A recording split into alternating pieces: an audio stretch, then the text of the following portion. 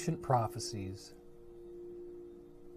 telling us that the world will be transformed. Wacky world of Wilcock, where make-believe is real. It's the wacky world of Wilcock. How much money can he steal? It's the wacky world of Wilcock, where make-believe is real. It's the wacky world of Wilcock. How much money can he steal? He makes all this stuff up and claims that it's all true. The aliens want to eat us.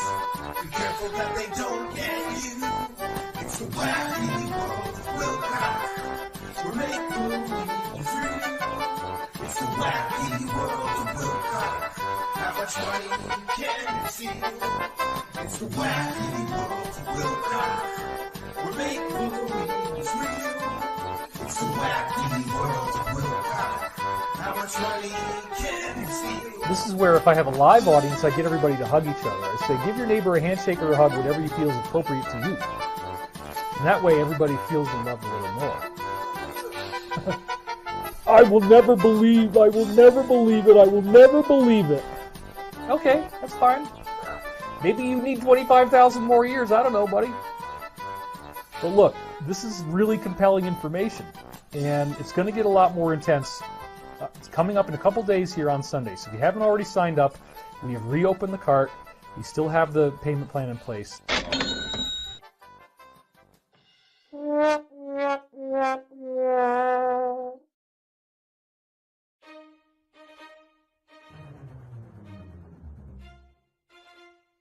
That account, I believe, is real. I've watched it for a long time, and he says a lot of really provocative stuff there that has definitely caught my attention on many, many occasions. I've heard.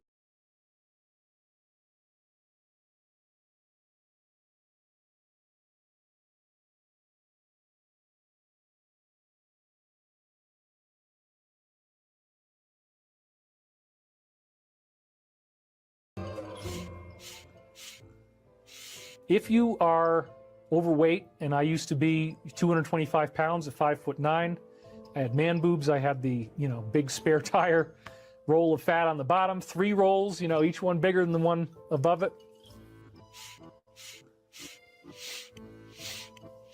That was me, I was the fat kid. I had man boobs. That's pretty awesome.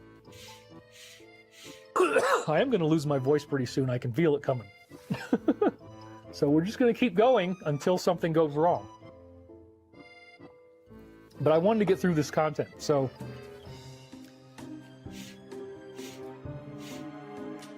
here I was at the Marriott Hotel on the first night when I got to LA, after I went to my Airbnb, and I open up the door. Cat! Ah! Cat! Cat, cat! Ah! Ah! Cat smell! Ah! Cat! Ah! Cat! Cat, cat! Ah! Ah! Cat smell! Ah! That's what it was like when I got in there. Oh my God, did it smell bad. Oh my God, did it smell bad.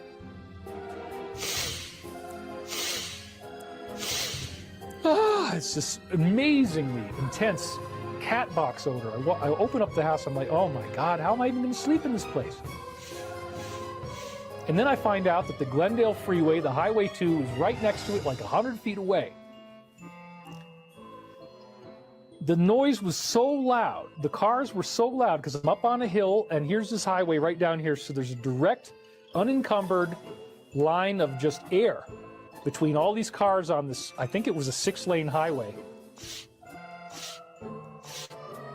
Might even been 8, but it was at least 6. And they're running all day and all night. And every single time that one goes by, you hear it in the house. I also go in there, and the house is sweltering hot. So it's like, wait a minute, I rented this for the week. I gave you guys $4,000, what it was. I paid up front. And I walk into the house, and they didn't even turn the air conditioning on, but they had one of those Leaf thermostats where they could have totally done it online. So I get in there, and it's this overpoweringly bad cat smell. And I'm already hearing the traffic. And then it's like, well, it's so freaking hot in here. The only way I might be able to sleep in this stench is if I can air out the house and get the temperature down. So then when you open up the windows, of course, now the cars are like just really, really incredibly loud. And I realized, like, you know what? Even when the windows are closed and even when my earplugs are in, this place is just very noisy and incredibly, incredibly bad smelling. And I cannot do this.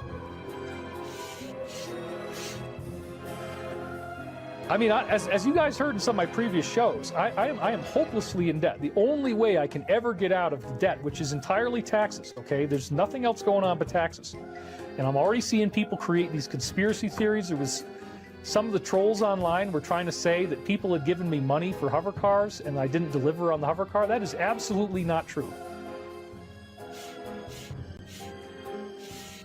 Yeah, I found out that I could do these online conferences, and you can only really do this if you're a big public figure. I've got Ancient Aliens, I've been over 100 episodes. If there's a television on, and it's on History Channel, you're going to see me sooner or later.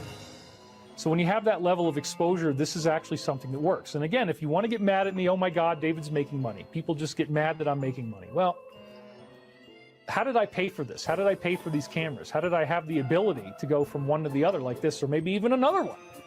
Well, I bought these, right? And so some of the trolls online basically don't feel that you should ever be able to be paid for making art. But I would say to you trolls, well, wouldn't it be cool if you could get paid for making art?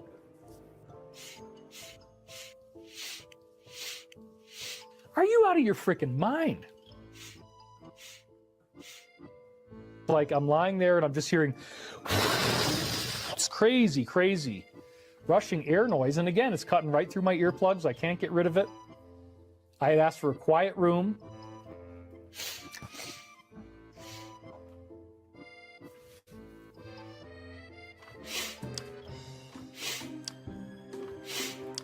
Lounge.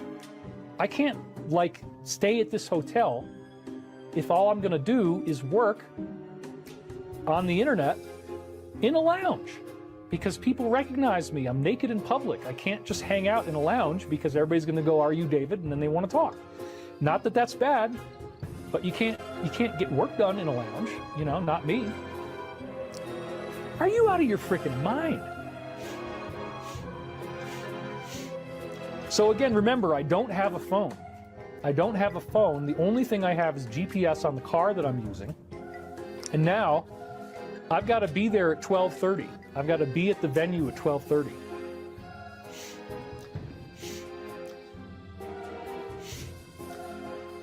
I was very, very aware of not stuttering, not saying any crutch words at all. And I was just very, very meditative and very dialed in and focused.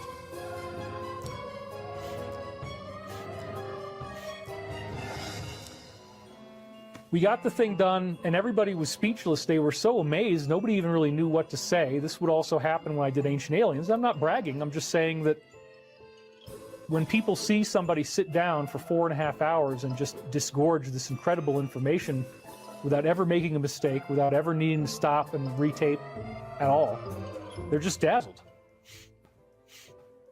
Whoa, this has got to be something crazy.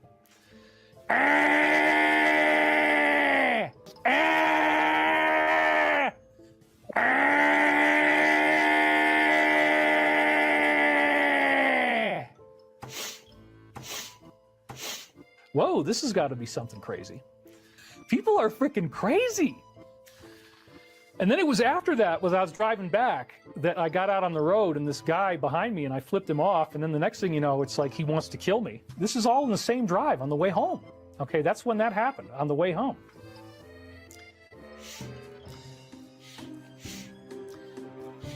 So I still can't get the phone to work. This is like the second or third night the phone still isn't working. Finally, by the following morning, I was like, okay, the only way I'm going to get this phone to work is I got to start deleting all the videos off of it, because I got to create enough space, because it won't even let me do dictation.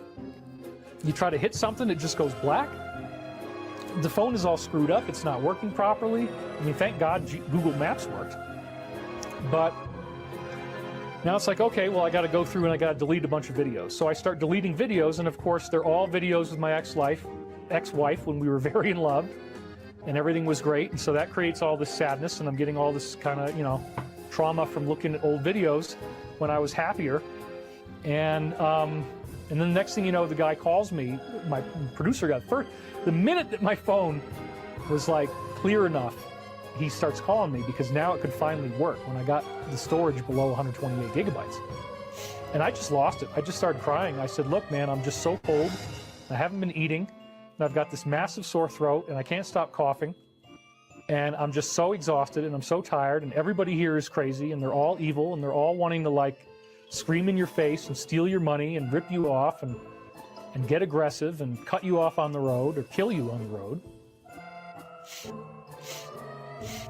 There's a lot of really interesting stuff coming out from the Alliance. If you look at Shadow of Ezra Cohen, where they're talking about a November to remember. That was one of the posts they just came up with. So I think we are going to see some really big stuff happening.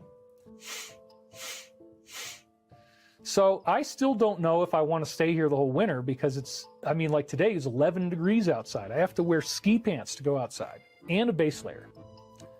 So I don't really want to do this all winter, but I also don't really know where we're going next. Stavatti, our aerospace company, it looks like we're getting some deals coming in. There's actually about 4 or 5 that are really amazing. But until they happen, we're still just on life support, and it's very stressful, and it's very intense, it's very dramatic. So my goal is not to keep repeating pain and difficult experience. My goal is to have fun and enjoy my life. And even though I got snow when I look out the window right now, I mean, it's just 5 inches of snow on my railings, I would much rather be here than in the summery weather of Los Angeles. I have been so constipated. I have been so constipated. I have been so constipated. So constipated. I have been so constipated. I mean, just before, I probably spent 45 minutes trying to get this latest one that's on deck out of me. And I just can't do it. I'm just sitting there just freaking going crazy.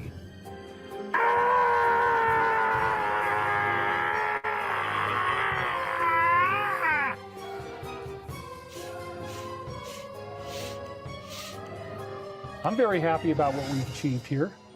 So I want to thank you for watching.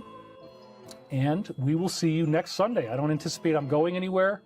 And I want to start doing more shows, so thank you for your support.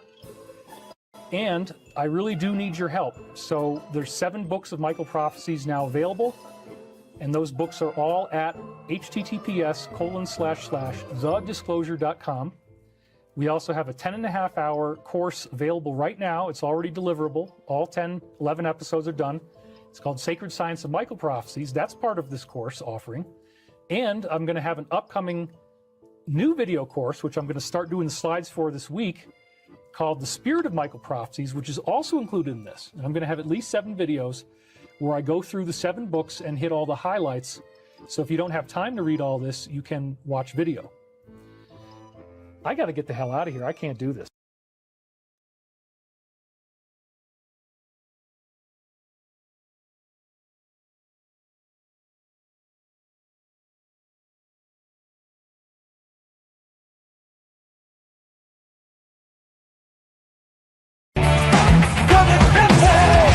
Truthseekers, seek the truth. A truth so bold it's hard to hold. Truthseekers, truthseekers, yeah. Place the cash, place the cash.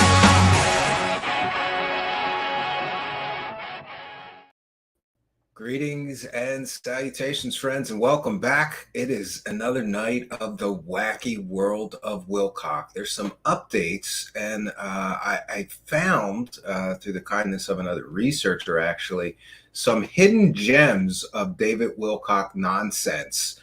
And they're actually on Brighteon, which is Mike Adams' platform. For those unaware, Mike Adams is like a wannabe Alex Jones, but without any of the actual getting anything right ever, even when throwing all kinds of garbage against the wall.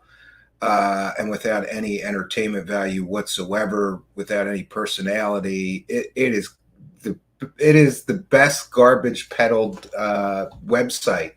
But Mike Adams is a big fan of David Wilcock, always praising all the excellent work he has done. And I just want to ask Mike Adams publicly, are you like stupid, or do you just not know any of actual David Wilcock's history? Because he's been wrong about everything. Even on Mike Adams' platform, he's completely and totally wrong about everything. And I'm going to show you one quick example of that. I think this is the right one. Yeah, this will be the right one here. This is a stream that Mike Adams of Brighteon.com did with David Wilcock. And this, more than anything, should display to you that both these people are not to be trusted.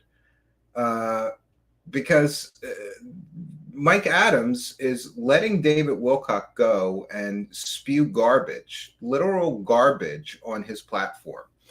I think that's great, but interestingly, Mike Adams is platforming David Wilcock and praising him for how accurate his information is and how just incredibly great David Wilcock's information is. And here we see a perfect example of this. This is a stream that they did 2 years ago, right before the midterm elections.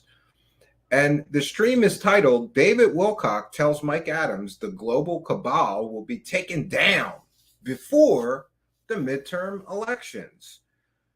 None of that happened. But this is nothing new, because David Wilcock has been predicting this stuff for ages. And he has been literally wrong about virtually everything that he has said in his decades-long career of selling fake information, false information, disinformation, misinformation, also commonly known as complete and total bullshit that he makes up or gets from less than scrupulous sources, like fake government insiders, fake secret space program insiders, court-martialed child molesters, and more. David Wilcock's track record is the absolute worst that I have ever seen, especially for someone who calls himself Earth's greatest prophet and claims to have prophetic visions and claims to have psychic powers. Well, then why is he wrong about virtually everything he's ever said? But let's get back to the hovercar claims. So it's very interesting that David Wilcock is constantly making huge claims. One of my favorites is that the government was going to drain the gasoline out of everyone's car in all the major cities. Forget about facts and logic. Do you know how many tanker trucks it would take to drain all the gasoline out of everyone's cars in any average-sized major city in the United States? Or how about the fact that there was bombs planted under all the major bridges so that they could keep people in the city when this world-changing events that he was predicting happened? That was garbage too. Of course, there was the 3 days of darkness. That never happened. Of course, there was the solar event in the year 2012. That never happened. He predicted we'd all get superpowers and rainbow light bodies. That never happened. Nothing David Wilcock says happens. Perfect example is this stream from 2 years ago with Mike Adams, conspiracy pusher garbage peddler, wherein David Wilcock claimed that the global cabal would be taken down before the midterm elections. Well, I must have missed those news reports, because none of that happened. Just like nothing that David Wilcock ever says actually happens. So, also about 2 years ago, when David Wilcock began to, I believe, just make things up and lie to everyone, claiming that he was going to invent hovercars using the patents of Salvador Payas, which, by the way, he doesn't own or have the rights to. We'll have more on that in a moment. He claimed 2 years ago that he would have a working hovercar prototype to show everyone within 1 year. Well, it's 2 years later. So what a spectacular, this is just another in a long line of David Wilcock's predictions or claims failing absolutely and completely and totally miserably. So nothing new there, but there are some interesting tidbits of things that I thought would be interesting to share, including some of David Wilcock's original claims. And when we get into the situation with David Wilcock, what we have to realize is that there's a reality of a real, what's really going on. And then there's David Wilcock's wacky world of Wilcock, the fantasy land in which he lives, where he is going to be the father of anti-gravity. Then he produces nothing but 3D printed, what look like 3D printed G.I. Joe toys, 3D printed airplanes. He called those prototypes. Those weren't prototypes. Those were 3D printed models that anybody with a 3D printer can print. And by the way, many of them, we detailed it here on a previous episode, many of them came from places like Thingiverse, where you just download a file and load it into your 3D printer and print it. These were not original designs, at least they didn't appear to be to me. So even that claim falls apart under the least little bit of scrutiny. So David Wilcock lives in this fantasy land where this aerospace company is a real big deal. But the reality is that aerospace company has been collecting investor money for decades now, and they have never produced a single airplane. They have never had any income from any aviation-related or aerospace-related product or service to date. Though David Wilcock is always talking about those big deals on the horizon for this company. The company, it's called Stavatti Aerospace, also lied and said that they were developing laser weapons for the United States military. And the military got so tired of people inquiring about it that they made some inquiries to that company, and they had to take those claims off their website. Let's also remember that Stavatti Aerospace recently claimed that they had wind tunnel contracts. A researcher named John Spadavaccia did the FOIA requests, and it turns out they have no wind tunnel contracts with any of the people that they claim that they are doing business with. And according to court documents, they have no other income other than there's a garbage company that is renting their hangar that David Wilcock is so proud of, renting their hangar in order to store garbage dumpsters in it.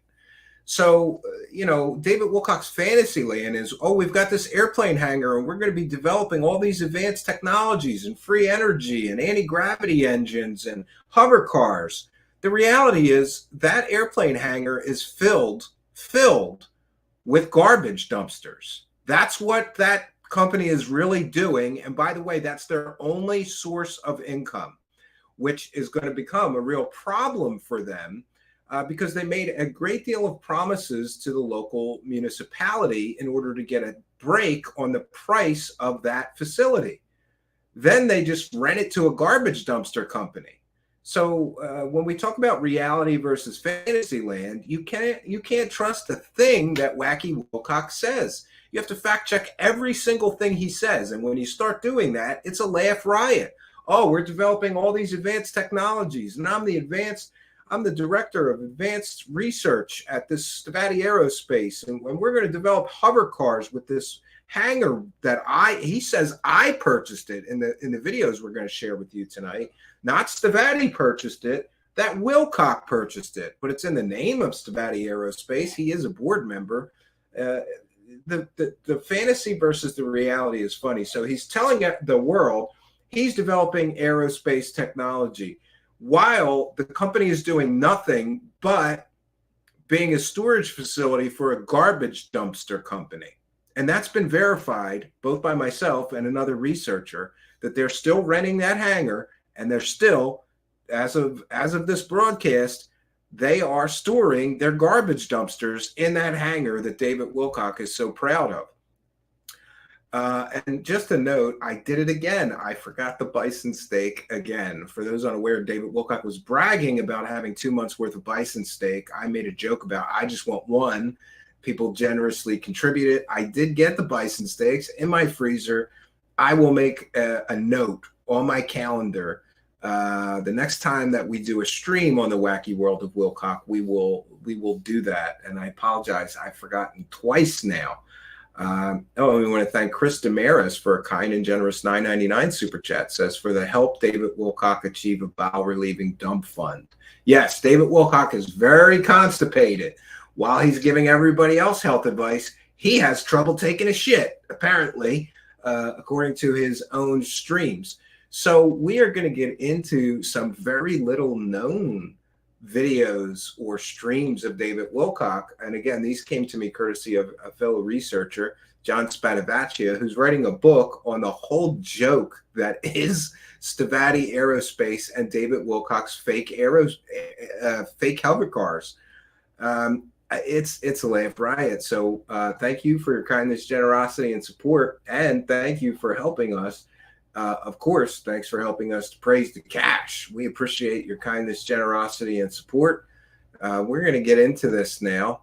I'm going to put my fair use banner up.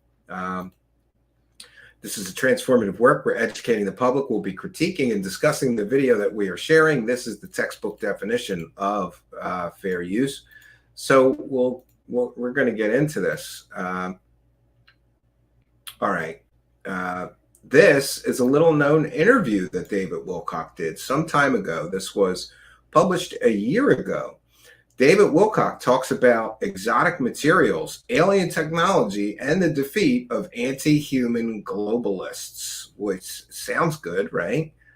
And this is being played from Brighteon, so let me know if there's any trouble hearing or translating this. And let me get into my other, speaking of different camera angles. Yeah, we have to change that here.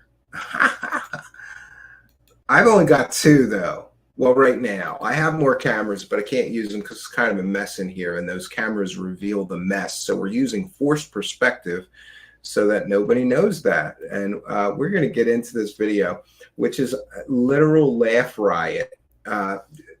Through the lens of time. Now, remember, this is a year ago, and David Wilcock is making all of these outrageous claims about the technology he's going to develop. Ooh, sorry about that. Wrong bumper. About the technology he's going to develop. I wanted to change the background. There we go. So he's making all these grandiose claims, and through the lens of time, none of this shit that he's saying in this interview turns out to be true. It's all lies. He says specifically in this interview that he's developing hovercar technology in the airplane hangar that he purchased. Then he mentions that the local government gave them a huge break on purchasing that property because they're going to create all these jobs. And just a public question for David Wilcock: how many jobs have you created since the government gave you perhaps tens or hundreds of thousands of dollars in a form of a grant?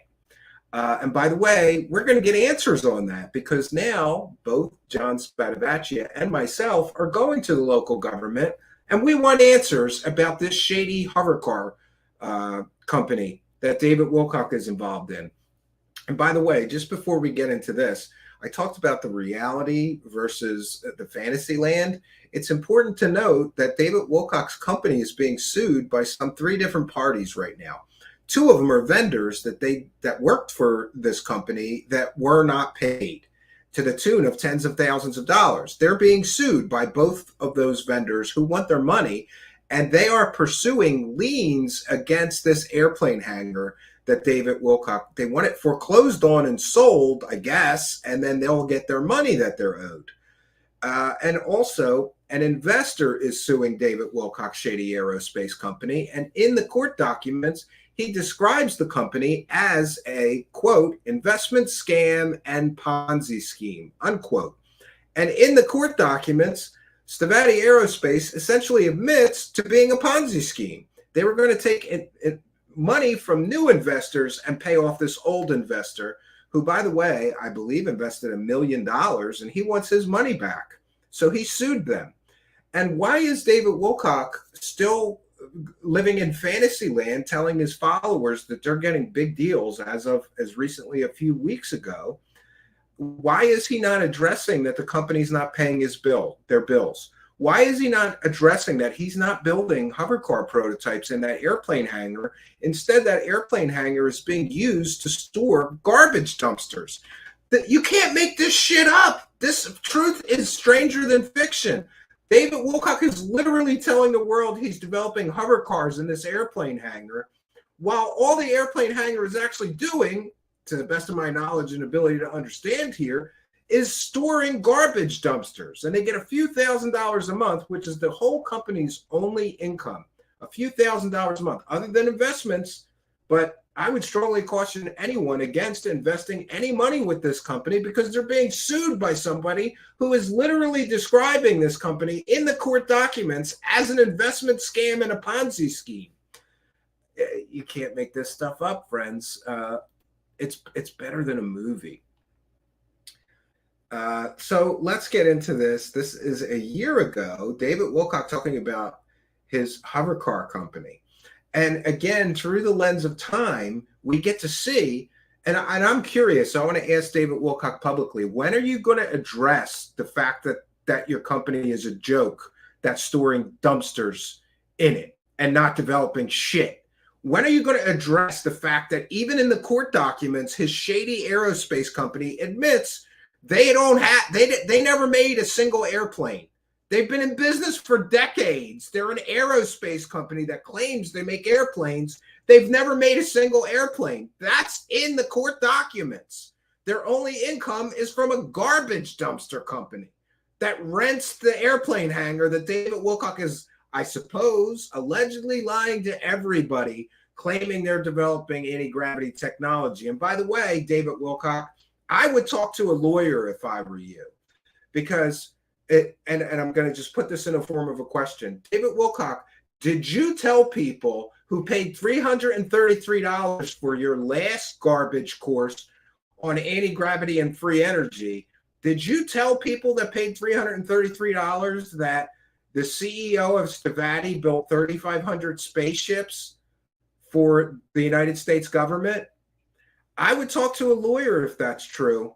If you told people who paid $333 that this CEO, Chris Beskard, built 3,500 spaceships, by the way, do you realize, David Wilcock, what a mountain of evidence there would be if that guy built a single spaceship, let alone 3,500 spaceships? Do you even think about the lies you tell people before it comes out of your mouth? If you're telling lies, allegedly, I believe that he is. And again, in the form of a question, David Wilcock, did you tell people that Chris Beskar built 3,500 spaceships for the United States government? And wouldn't you consider that a form of fraud, David Wilcock, if you can't prove he built shit for the United States government? It's official he never even built an airplane with his company that's been in business for decades. But David Wilcock is telling people who paid allegedly telling people, I'm asking if he is. I've heard various reports that he is, but I'm not paying $333 to get the course to get that soundbite. So I'm just asking, is he telling people that Chris Beskar built 3,500 spaceships for the United States government for their secret space program? And by the way, David Wilcock, you should talk to a lawyer, because if you can't prove that statement, you got some splaining to do. Why are you charging people $333 for information that you claim is real, and you can't prove any of the claims that you're making for $333? Now let's get into this video to begin with, and then I've got another one that's a laugh riot after this, also from Brighteon. Setting humanity free. So David Wilcock, sir, it's awesome to have you on. Thank you. This is audio only, by the way. I apologize. Thank you, Mike Adams. It's a pleasure to be here. Well, I'm just honored to have you on. You've done such tremendous work over the years, opened people's eyes to so many things. You got a new documentary. You want to start by just telling us about that documentary, and then we'll jump into the kind of the white hat question? He's done tremendous work over the years, tremendous work selling bullshit. And, I get it, though. Mike Adams is a garbage peddling bullshit huckster. So, of course, he's impressed with David Wilcock's ability to peddle garbage, fake information. Sure. I was fortunate enough to raise significant sums of money, I guess you could say 7 figures, from doing these online events for $333. And that is a secondary confirmation besides the Corey Good deposition, in which David Wilcock freely admits that he's generated millions of dollars from his online courses. Millions of dollars he has generated from his online courses. And sometimes people argue with me, like, David Wilcock's not making that much money. Well, right out of the lips of Corey Good under oath, yes, he is making millions. And right out of the lips of David Wilcock, now we have it. He's making millions of dollars selling these garbage online courses that are filled with lies, like the CEO of my company built 3,500 spaceships for the secret space program. You sell enough of those tickets, you actually raise significant capital.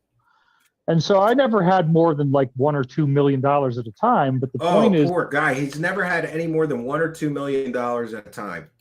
That I intelligently invested it in purchasing an airport. He intelligently invested in purchasing an airport. Previously, he said he invested that money in the company. The airport and the hangar are in the name of the company. So he's saying he purchased an airport. Which is it? Does Stavatti own it, or does David Wilcock own it? It's a military airport. We purchased the Niagara Falls Air Reserve Station. It's an Army base in Niagara Falls, and we own it outright. And we got an NCIDA grant, which is Niagara County Industrial Development Authority. Yeah, and this is where he's going to get into hot water. David Wilcock, how many jobs did you create? They got the grant because they were supposed to create all these local manufacturing jobs. So the local municipality, we're trying to find out how much did they give them. John Stavatti is a researcher doing a book on this, Stavatti Aerospace. He's inquiring to the NCID in Niagara, New York. And I'm going to start calling them as well. And we're going to get those answers. We're going to find out, David Wilcock, exactly how much money you were given from the local government. And we're also going to get on the record comments from the local government about, I'm going to ask them if they feel they were lied to. How many jobs did you create? How many jobs did you promise that you would create? We're going to get into that. I have some more information to share with all of you. Oh, David Wilcock doesn't stop at just lying to people who buy his courses. Now he's lying to local governments, I assume, because to the best of my knowledge, they haven't created any jobs, let alone manufacturing jobs. They haven't built a single airplane. They couldn't have created manufacturing jobs because they're not manufacturing anything. But this is the fantasy world of David Wilcock, where they reduced the price of purchase. It was still expensive, but they reduced the price of purchase as a job-creating stimulus. Yes, so the local municipality gave them a huge break on purchasing that property. In exchange, they were supposed to create jobs. Hey, David Wilcock, how many jobs have you created? That company can't even pay their bills. How are they paying employees? They can't even pay their bills. They're getting sued by creditors they owe money to, who performed work and services for them, and then they stiffed the companies and didn't pay them. So they're being sued by that. How many jobs have you created with this fake hovercar company, David Wilcock? You promised a working prototype. You promised the local government you're going to create manufacturing jobs. Where are the jobs? How many jobs have been created? So the idea is that we have a facility that has enough manufacturing space to begin prototyping exotic technology that the Navy has already declassified. By the way, this is a year ago, and he's claiming that he's going to develop prototypes in that airplane hangar. Guess what that airplane hangar was filled with at the time? Garbage dumpsters. Guess what that airplane hangar is filled with right now? You guessed it, garbage dumpsters. And by the way, you can't simultaneously rent a property to some other company for storage purposes and also use it for your own purposes. So I'm calling bullshit. David Wilcock right here is lying to everybody. He's going to develop prototypes. You can't develop in a building that you're renting out unless they're renting out a portion of it. I freely admit I could be wrong. We'll try to clarify that point. And by the way, they're on the West Coast. And sometimes the funniest thing is David Wilcock claims that this company is a multi-million-dollar company. Do you know who answers the phone when you call there? The Shady CEO, Chris Beskar. Maybe we'll try to call them live on air and ask them some questions after this. Well, like what kind of technology are you talking about? we see, first of all, from the Defense Intelligence Agency, DIA, 159 pages on exotic metamaterials that they declassify. That was the main there were several subjects, but the one that caught my eye was exotic metamaterials. Because here's the DIA saying, hey, everybody, go look at quasi-crystals and how weird that is. Those are weird. So anyway, there's lots of different places we're going to go, and I didn't want to get bogged down into quasi-crystals and material science, but my point in trying to tell you all this, Mike, just to summarize, is that we are, so Salvatore Pais is the other big part of this, the Navy declassified patents. Here's a guy who comes out with exotic patents in 5 different categories. Salvatore Pais has not proven that any of those patents actually do what he claims they do. And he owns the patents, and the Navy owns the Navy owns those patents. So David Wilcock has no legal right to actually use those patents. They claim in another video that they were going to license those patents. So that's another question for Stavatti. How far can we see the licenses for those Salvatore Pais patents? He's got room temperature superconductors. He's got plasma compression fusion device, which can generate absurd terawatts worth of energy. No, these are all claims made in patent filings. There's no proof that any of those devices actually work. Something the size of a basketball, more energy than we're generating with our huge power plants in one small object. In fact, one of the things I keep hearing from the insiders is that when we get this new technology, we're going to have so much energy. Yep, sounds too good to be true. It probably is. And by the way, he's mentioning his insiders. Let's review some of his previous insiders. Pete Peterson, the fake government whistleblower that never worked for the government, claimed he worked for Ronald Reagan but never did, who claimed he worked for the Russian Space Federation but never did. We checked all those things. That guy was a complete and total fraud. That's one of his other previous insiders. Who's another insider? Corey Good, who he made money with for years and years telling secret space fantasies. Under oath, Corey Good admitted he'd never even been to space. That's another one of his insiders. Who's another insider? Oh, Daniel Brinkley, the guy who keeps dying. That's another insider, according to him. It's like a bad comedy. That it's way beyond what we need for what we're using it for now. And so Salvatore Pais, up until very recently, was just a mystery man who had filed these 5 patents, another of which, and the most exciting, of course, is for a hybrid air underwater craft, or HAUC. And he's describing something that powers itself on gravitational lift, not propellers, not fans, not wings. And again, these are claims. There's no proof. Okay, and then he's actually putting out a theoretical foundation on how gravity can be repelled. And he used material that in some cases was stuff that I'd already been writing about 20 years ago. There was a gyroscope experiment in Japan where they found out that if you spin a gyroscope clockwise, I believe it falls a little bit slower than if it's going counterclockwise, which is highly, highly bizarre, but suggests some sort of inertial dampening effect is caused by when you're going. Yeah, and can David Wilcock replicate that? Of course not, because his airplane hangar is filled with garbage, or at least garbage dumpsters. You know, he has shown no proof of any of his claims since making these hovercar claims. None. Zero. And in fact, I believe that this is like a bad comedy. The guy's literally telling people he's developing hovercars inside a building that's filled with garbage dumpsters. That's the reality. The building is filled with garbage dumpsters. Going co-rotational with whatever this vector is that grabs onto gravity and inertia, if you will. Well, I'm sorry, I'm starting to get very technical. No, yeah, I know. It's. I've got a ton of questions for you, but just to kind of wrap up this topic, I mean, my default position on this, and this is what I also said to the low energy nuclear reactions people, is okay. This is all great, but show us, like demonstrate this publicly. And David Wilcock has never demonstrated anything publicly other than 3D printed plastic GI Joe toys. So that's a real problem for him. Now, it says it's closed, but I think we're going to give this a try. I think we're going to try to call Stavatti Aerospace right now and get some answers. Don't you think we should call Stavatti Aerospace and ask them how many jobs they created? Ask them how they're developing hover cars when they've never even built a single regular conventional airplane. Ask them how many jobs they've created for that big tax break they got. Ask them about the lawsuits.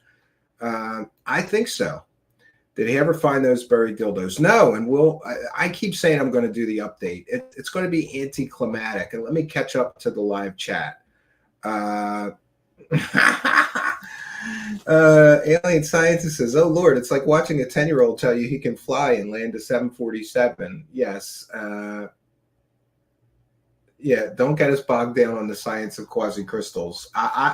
Listen, I would listen to whatever alien scientist has to say about quasi-crystals, but I would never listen to anything that David Wilcock says about quasi-crystals, because he's wrong about everything, right? Yeah, how many aircraft workers? They don't have any, to the best of my knowledge. But what we're going to do right now, I don't know if they're going to answer the phone, but hey, let's give it a try. I called them at an odd hour before, and they answered the phone. Let me see here. We're going to try to call Chris Beskar live on air, and we're going to ask him some questions. Last time he hung up on me because he didn't like my questions.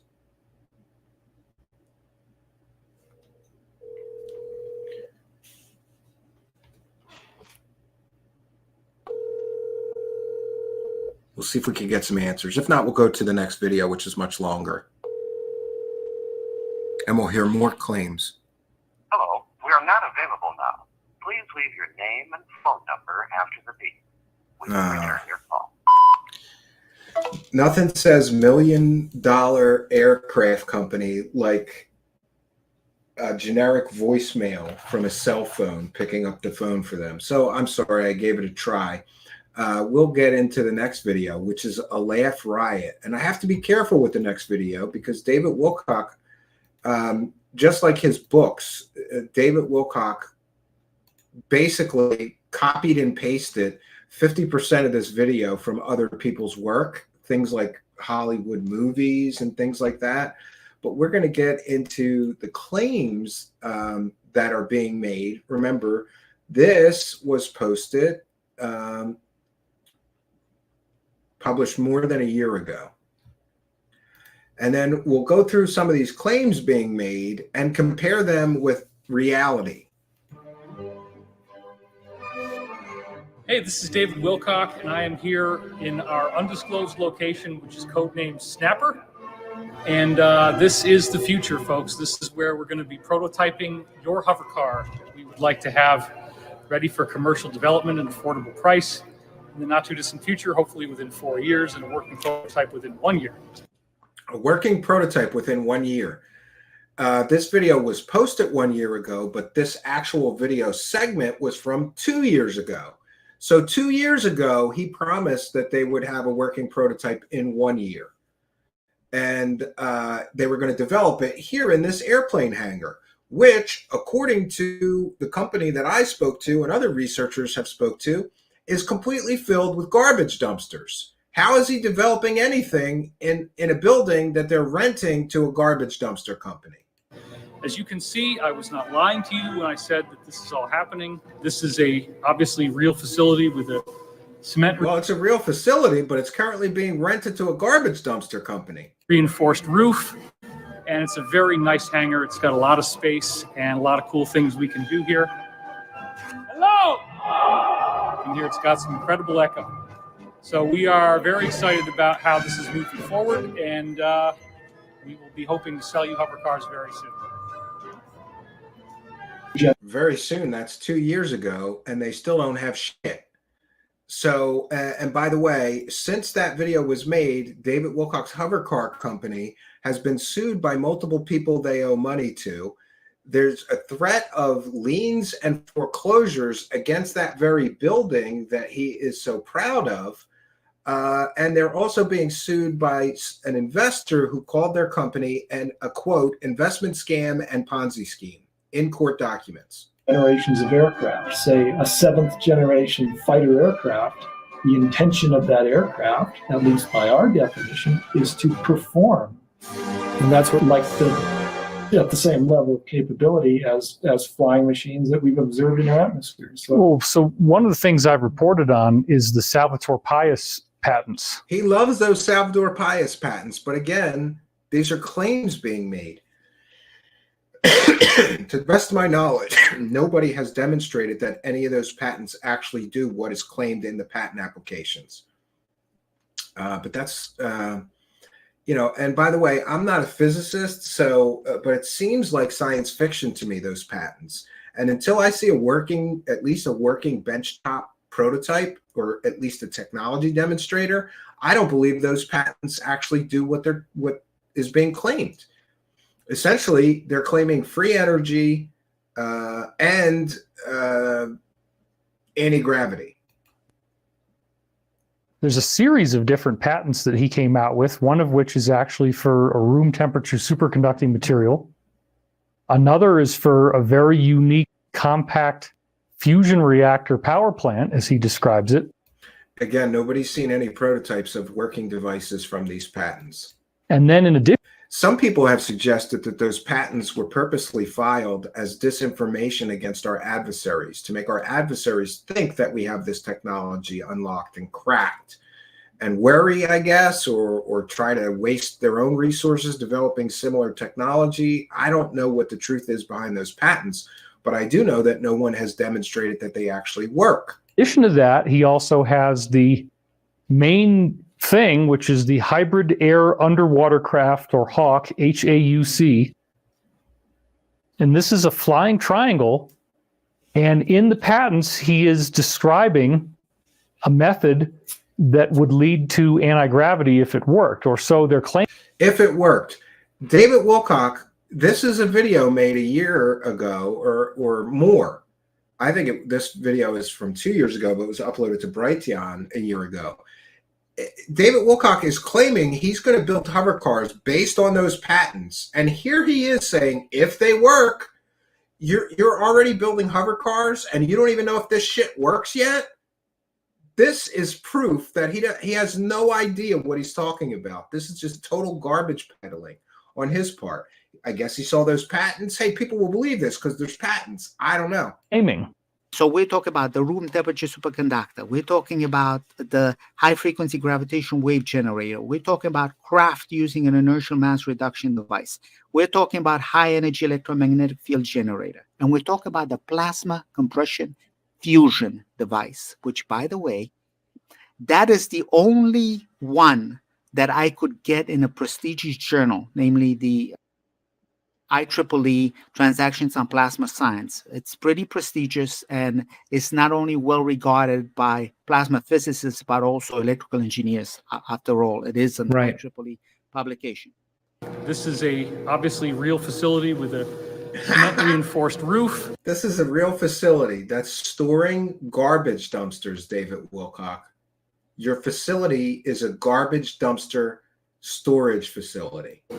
And it's a very nice hangar. It's got a lot of space and a lot of cool things we can do here.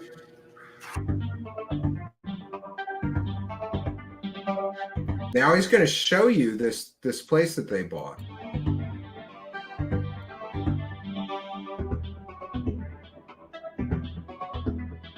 And who named something Snapper? I don't get it, but okay.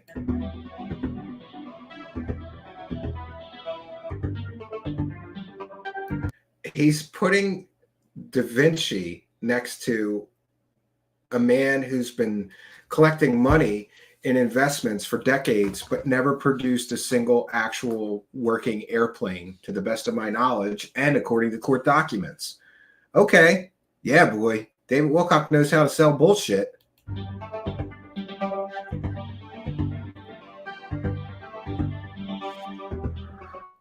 And I'm going to fast forward past some of this because I don't want to get a copyright claim for playing a Star Wars video.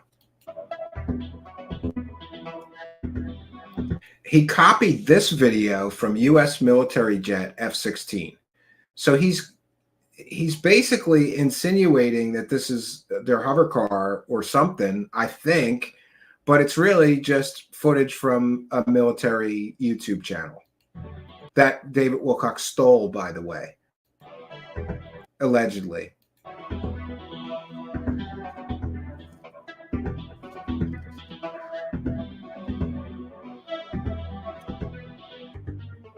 There it is, the garbage dumpster storage facility.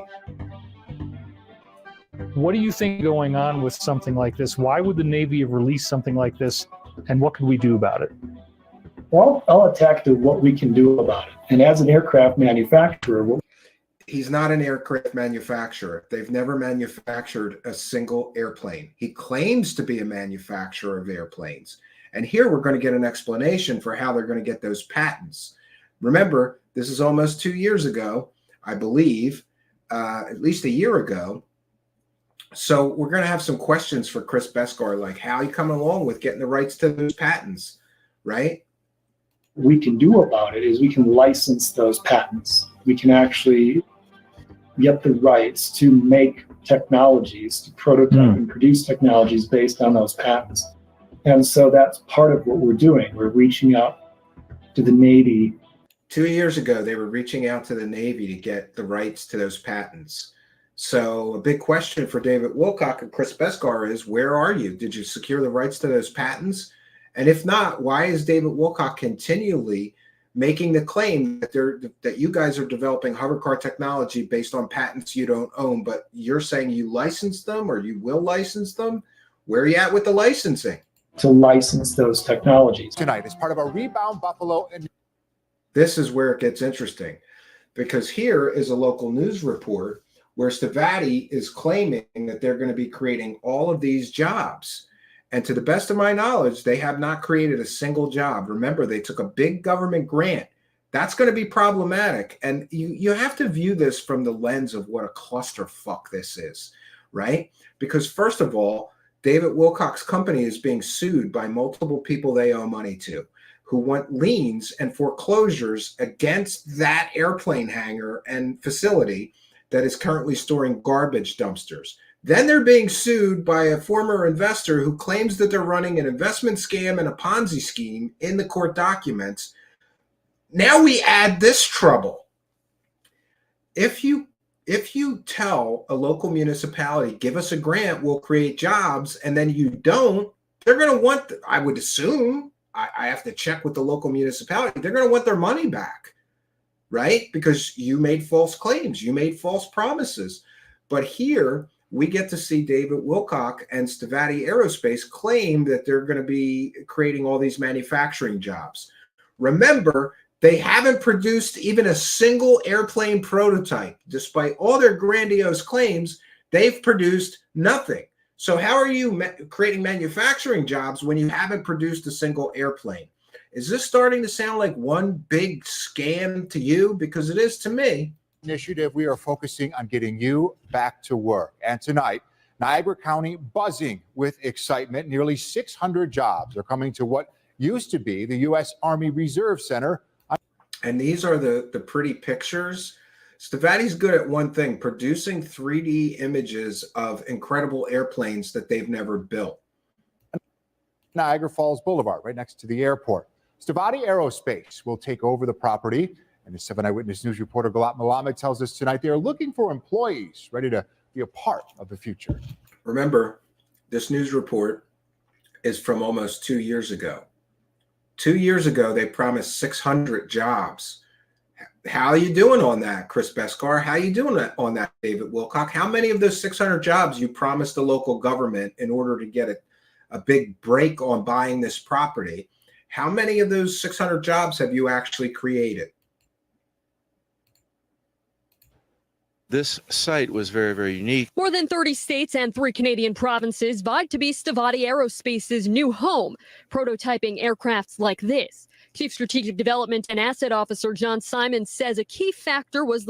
John Simons might be one of the Stavatti people that was involved in some other shady stuff. I have to check with my notes. The long runway this large hangar as a bonus. There are a tremendous number of vendors that we will utilize in the region, from the Calspans, the Moogs, the Astronics. There's really a significant number of them here.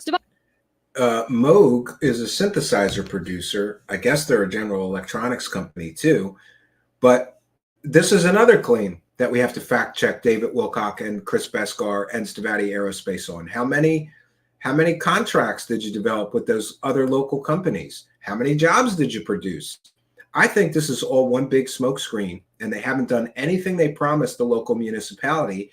They're not paying their bills, and they're not developing anything when they're renting their main facility. In my opinion, I don't think they're developing anything when they're renting this facility to a garbage dumpster company to store dumpsters. Stavatti will be partnering with local colleges to help mold future employees, including Niagara County Community College. Writing in a statement, it's been collaborating directly with Stavatti to develop a trained workforce through academic and workforce classes. The company says it will be hiring at all levels, recruiting administrators, engineers, and people with aerospace experience first. Great. So first they were hiring engineers.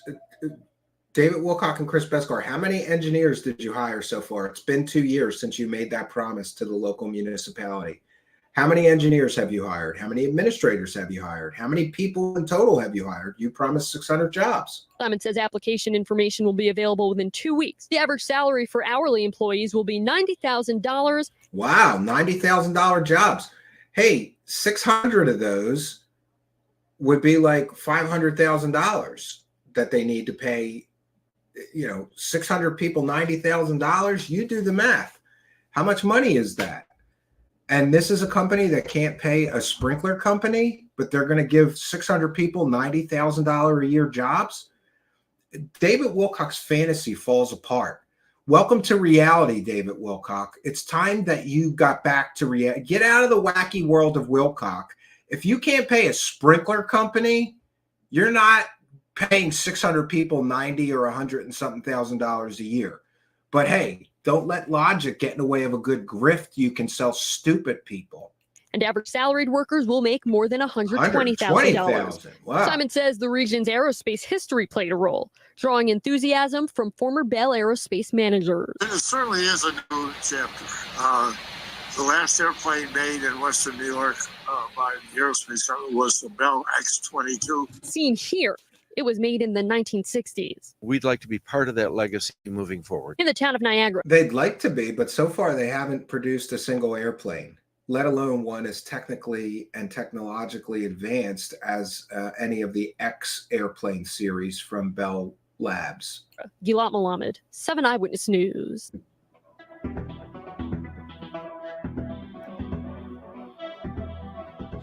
And so this particular facility is on 20 acres. It's a former U.S. Navy Reserve Center, U.S. Army Reserve Center. It was both a Navy facility at one point and an Army facility. It's at the airport. The airport's a very large airport. You could land the space shuttle there back in the days of the space shuttle. Yeah, that's the airplane. This is the airport next to their facility. They don't have the rights to use it, to the best of my knowledge. So who cares if you can land a space shuttle there? But notice how they're weaving in all this high-tech stuff in with their company. Oh, Bell Labs is excited about us working here because they developed the X-1. They've never developed or built a single airplane in the decades they've been in business. And by the way, what happened? How do you keep a company in business for 20 years pretending that you build airplanes when you've never built a single airplane? How do you keep getting investors? Explain to me how it's not a scam that you've been collecting investor money this whole time and you haven't produced a single product for sale. I just don't understand how nobody is being investigated criminally for any of this yet. We'll see what happens. Down in March.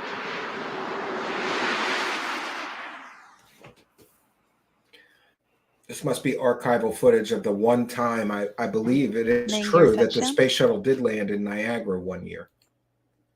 Pilot Jim Dutton now deploying the drag chute.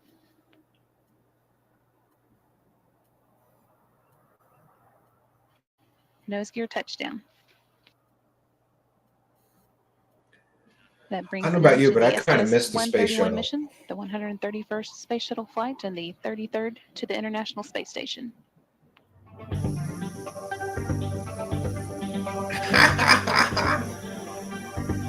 Yeah.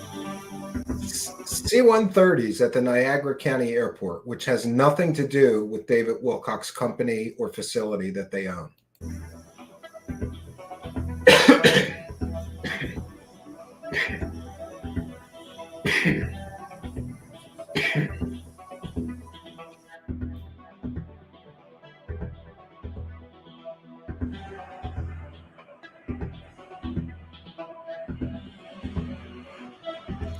Footage from 2015 that has nothing to do with David Wilcock's company, so who cares?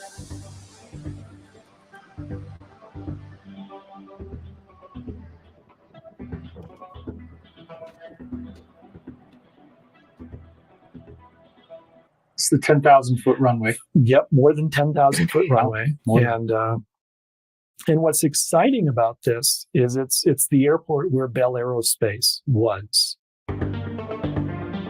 Yeah, and that company actually produced real airplanes. But hey, let's connect the dots here. And David Wilcock keeps reusing the same footage. They've already used this footage. Move on to something else.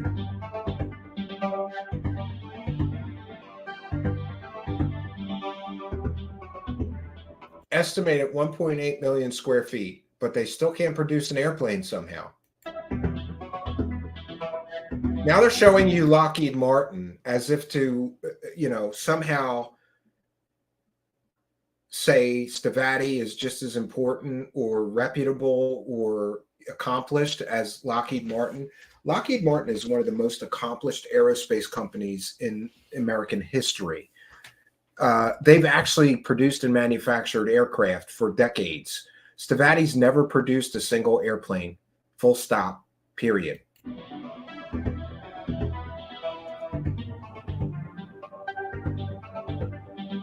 Meanwhile, with this nation's need for aerial weapons and other articles of war constantly... Here's more copyrighted footage that David Wilcock doesn't own, and he played, listen, I'm going to give David Wilcock a fair use lesson. You can't play like 10 or 15 minutes worth of copyrighted material that you don't own, David Wilcock. And by the way, this video got copyright stricken off of Vimeo, but it's still on Brighteon because Brighteon is an independent platform that doesn't care about copyrights, apparently, which means that Brighteon is just allowing people to violate copyright laws, allegedly, or I think so. Maybe Mike Adams has to clarify that for me. But by the way, just in the interest of full disclosure, I have a Brighteon account, and I uploaded some Truthseekers videos there because I thought it was funny. Nobody noticed that I was uploading basically videos being very critical of David Wilcock's claims made to Mike Adams. Nobody noticed. So whoever's running Brighteon is an idiot. That's my opinion, and I'm entitled to it. So it's right, a whole. They had four fans on it that could tilt. Yeah, the four ducted fans. That's the X-22. And that was the original idea that you now see so many of them in movies and things. That's right. And they built it there first. That's right. And they did the first jetpack. Yeah. So that was really neat. Notice how they're weaving in all this high technology stuff that they have nothing to do with. And here he's going to play jetpack footage, which he also doesn't own, and neither do I. So we're going to skip past that. He stole from 2001: A Space Odyssey, or borrowed videos. Let's just say he borrowed a lot of videos from 2001: A Space Odyssey, from Star Wars, Star Trek, and more. The manufacturing capability is that we own our facilities. We paid cash. We bought them. Right. We own them. We own the land underneath them. So he owns the facilities, but they're renting the facilities to a garbage dumpster company. He forgot to mention that. And really, I think it's a valid question. How are they developing any aircraft or creating jobs or manufacturing anything when they're renting their facility to a company that's storing dumpsters in there? Many facilities at airports, many plants, many hangars are not owned by the land is not owned by the company that happens to own the hangar. The land is owned by the airport. We actually own the land beneath our feet. We own the hangar, and in that sense, it gives us a lot more latitude. Now you compare that to Lockheed, and Lockheed operates. Again, comparing his Shady Aerospace company that's never produced a single airplane, that has been caught lying, claiming they were developing laser weapons for the United States military, that has been caught lying, claiming they have wind tunnel contracts they do not have, according to FOIA document requests. There is no wind tunnel contracts with Stavatti.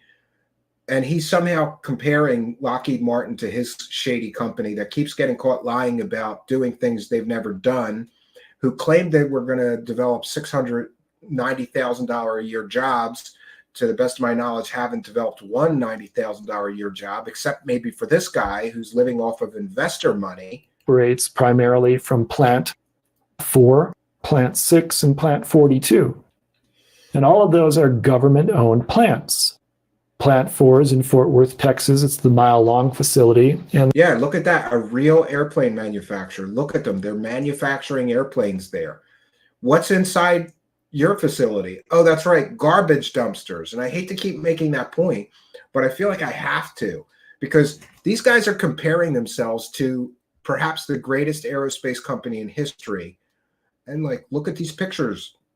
We're just like them. No, your facility is filled with garbage dumpsters. Theirs is filled with real technology. That used to be a Convair facility where they made airplanes like the B-36. They made some fighters there. I believe the F-111. Of course, the F-16 was made there.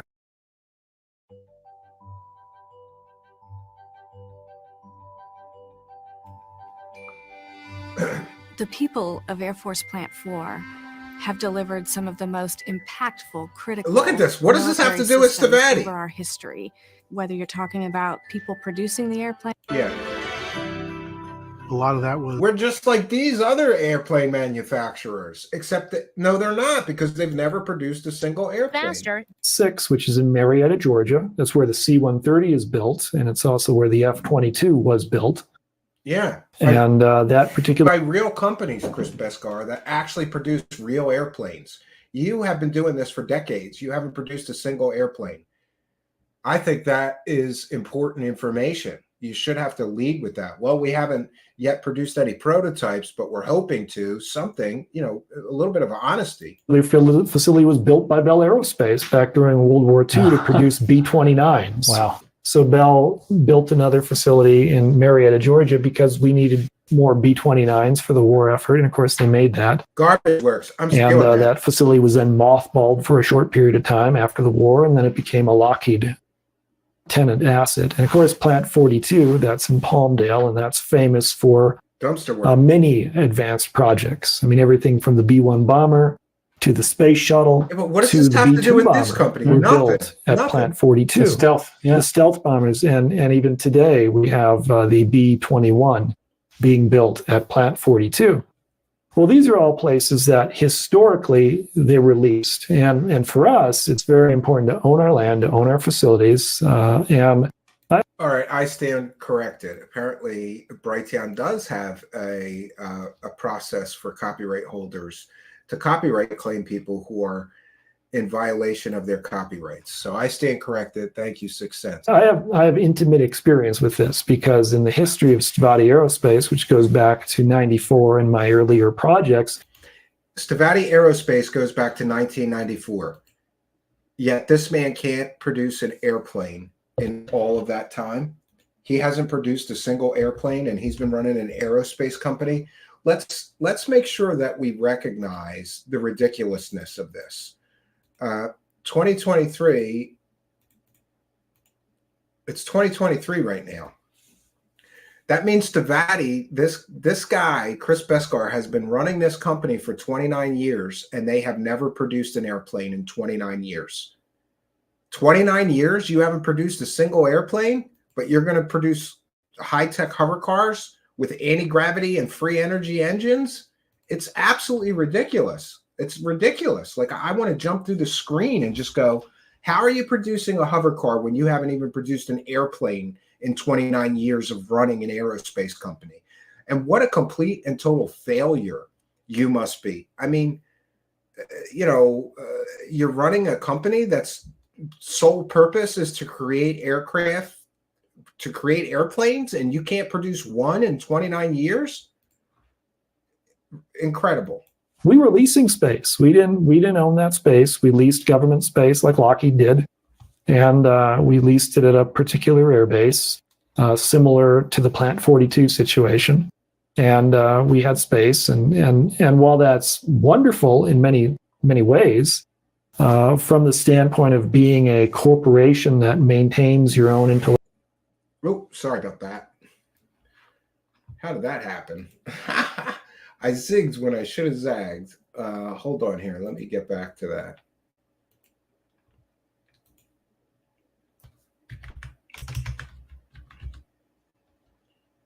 One second. This could only happen. Nope. Wrong one. Let me get the other one.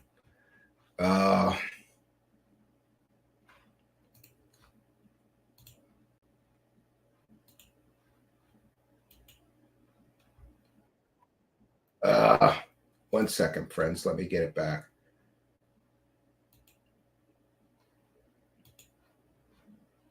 Oh, I know. It was called Space. Spaceship.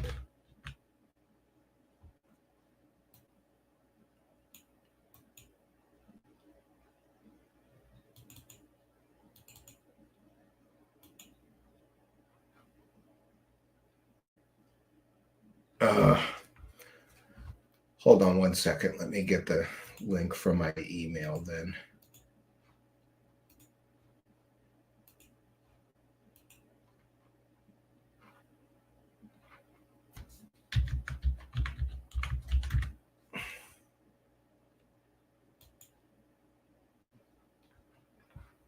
No.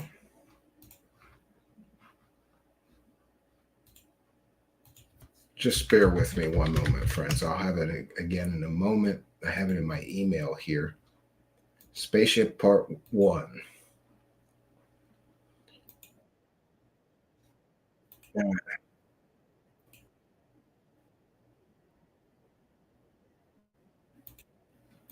One second.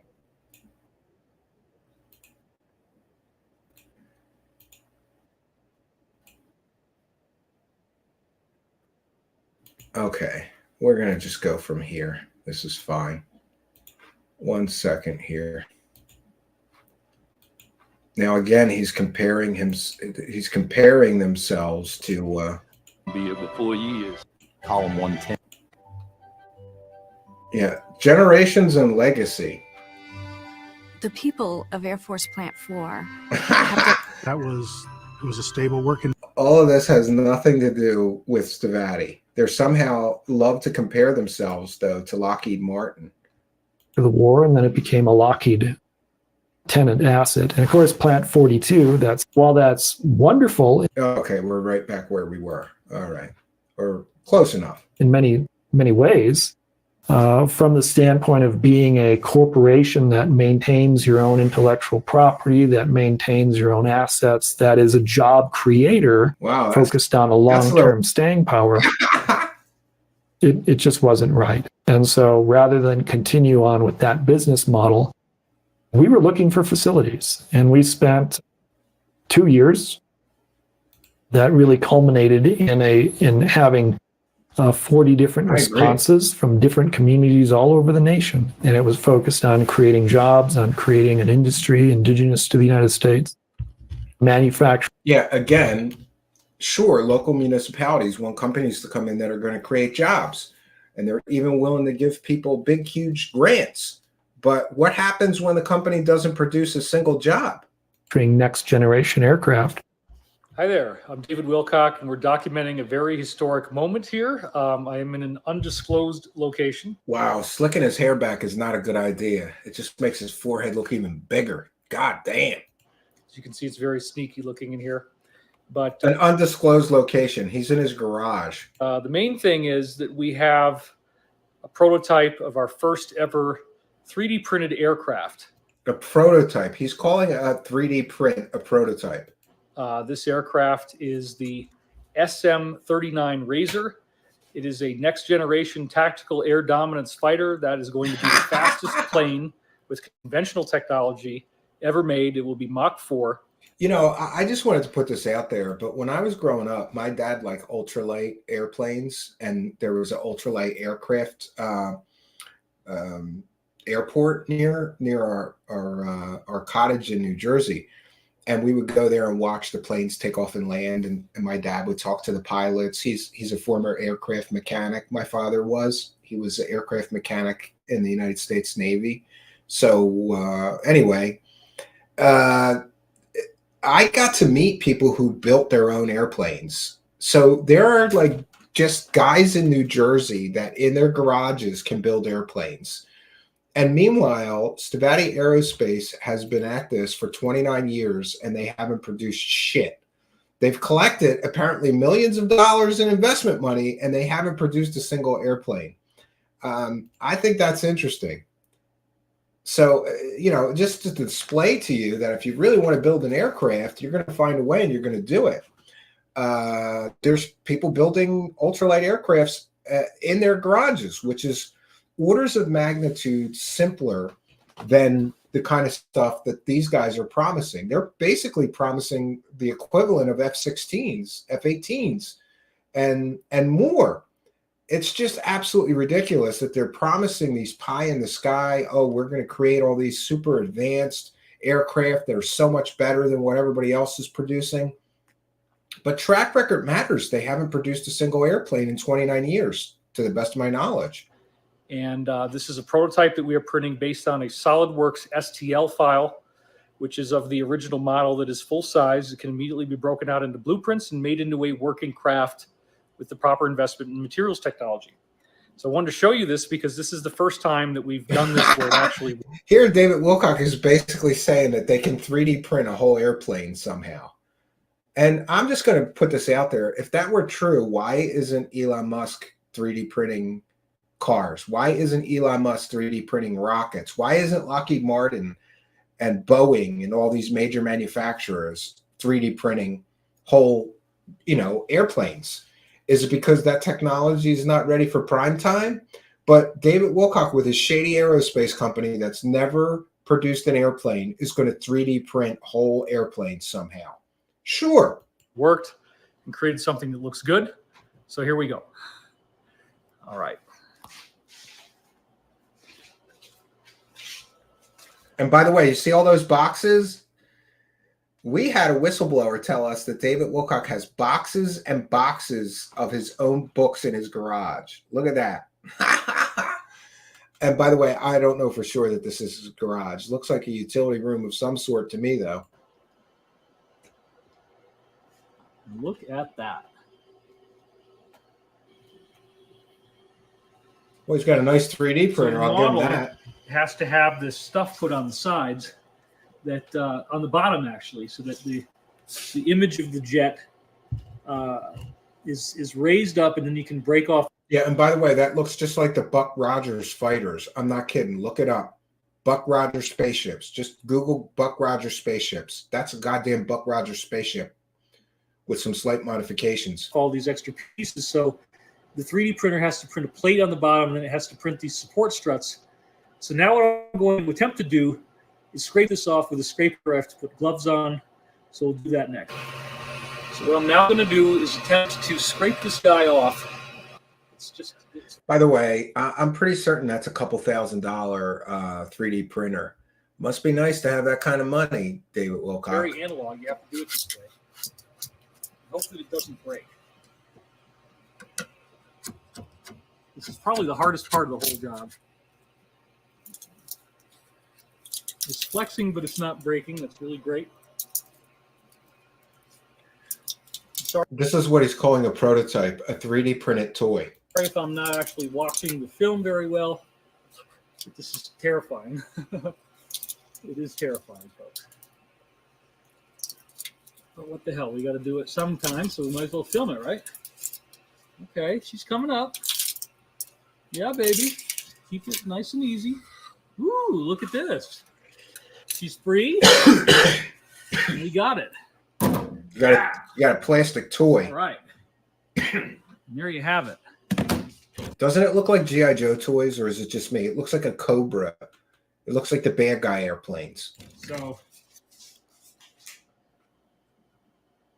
it's quite something. So now the next step is I got to get all the plastic off.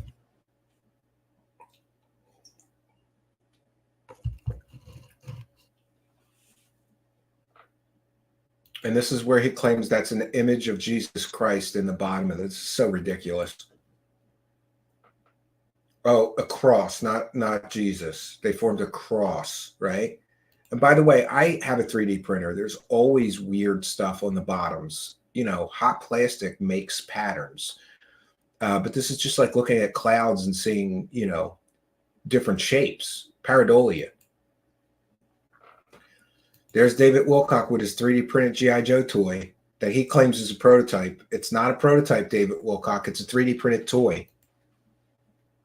And it's a Buck Rogers spaceship. I'm just saying.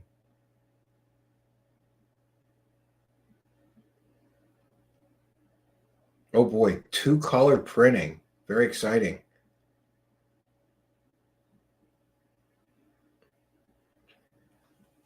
This is David Wilcock's proof that they're developing advanced technology, that he can 3D print a toy in his garage. Just oh, look, more G.I. Joe toys.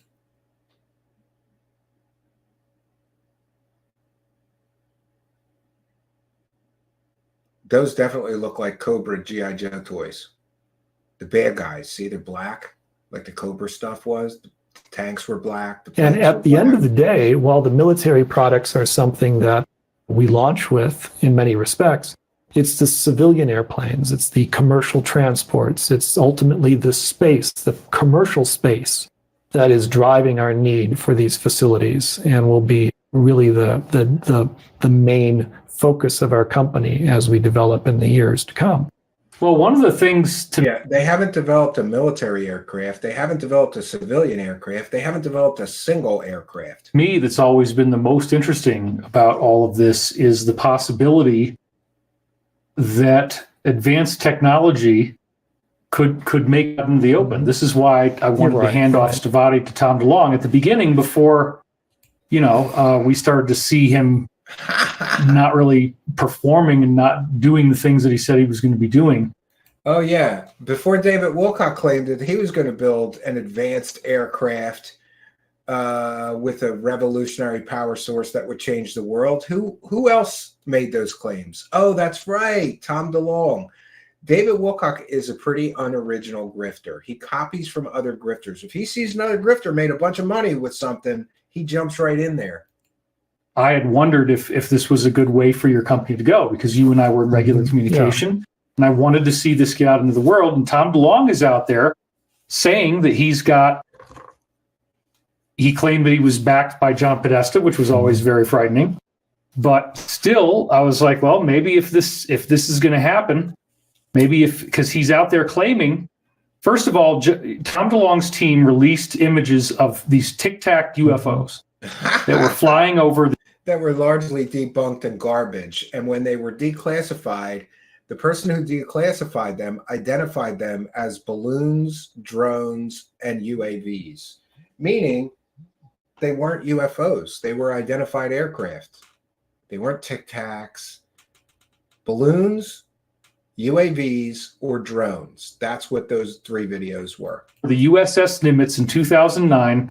As you know, it's the most advanced aircraft carrier we have. It has the most advanced surveillance capabilities. So they always made this point that these Tic Tac craft, it's like a capsule shape, like a cigar shape, I guess we could say, white, sometimes maybe rotating on its axis as it's traveling in some of these films. But these were seen by millions and millions of people. Basically, everybody.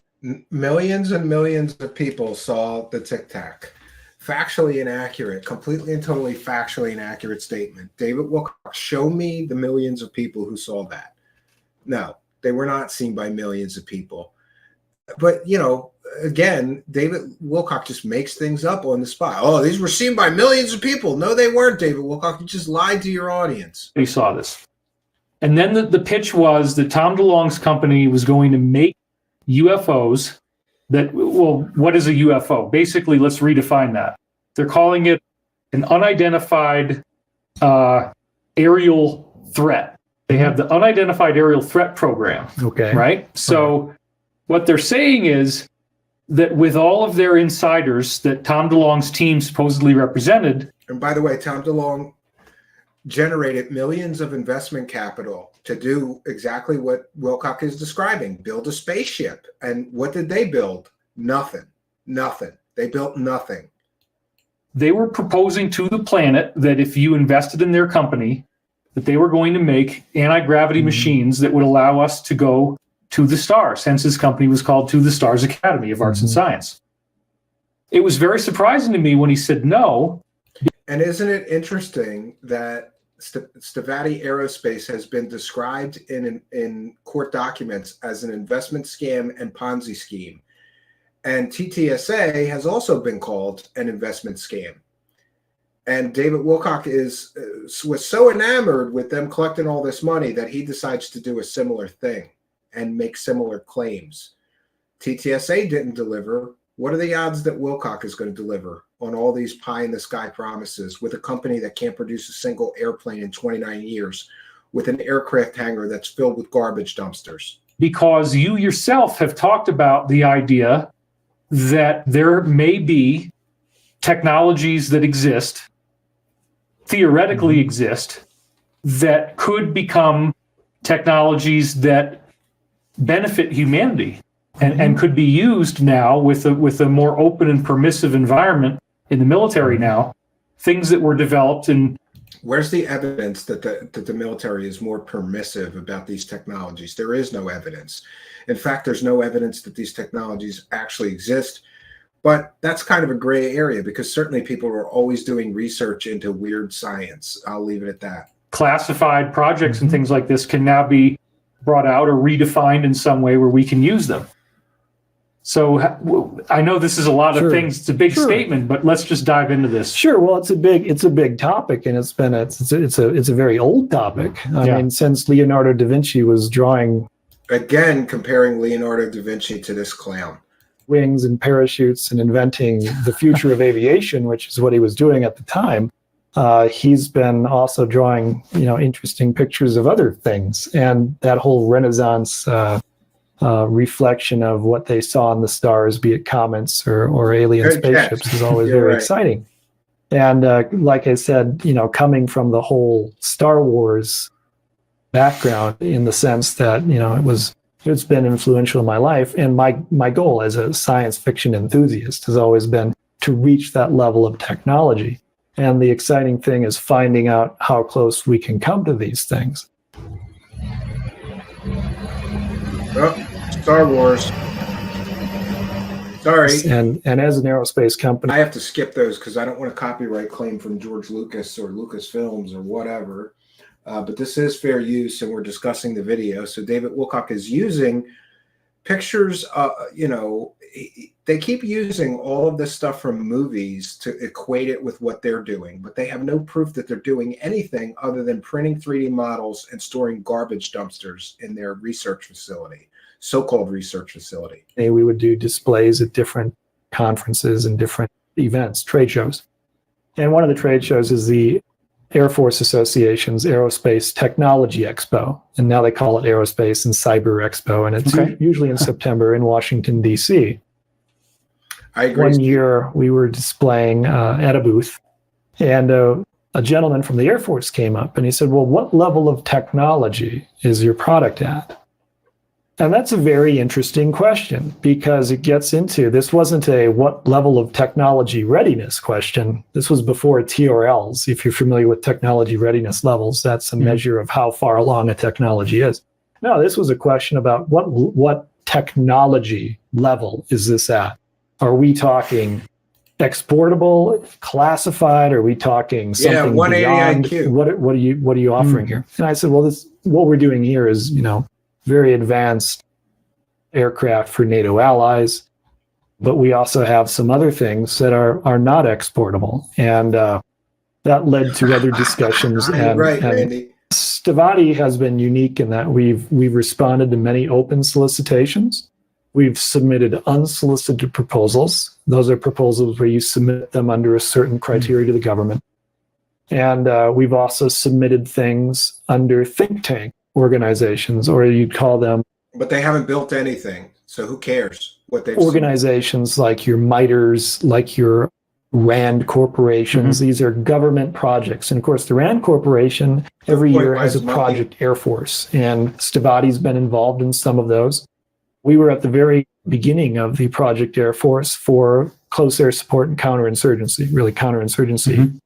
And so that was exciting. But there was another one around about the year 2006 where the focus was, let's come up with a design for an airplane that would be like a B-1 bomber, but it would go faster. It would be a Mach 4 type airplane, and it would do certain missions.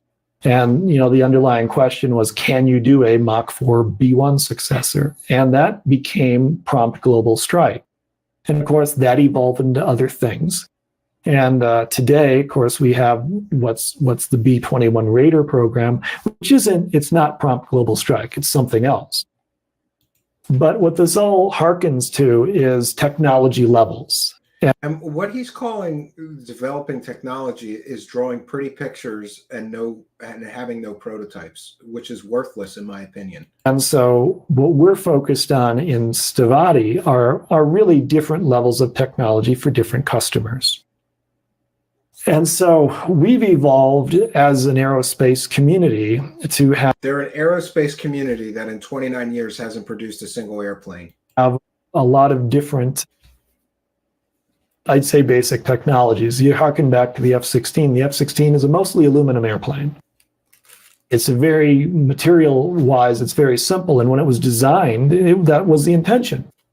Pierre Spray, who was one of my acquaintances, an advisor to Stavatti in many senses, and unfortunately, Pierre just passed away.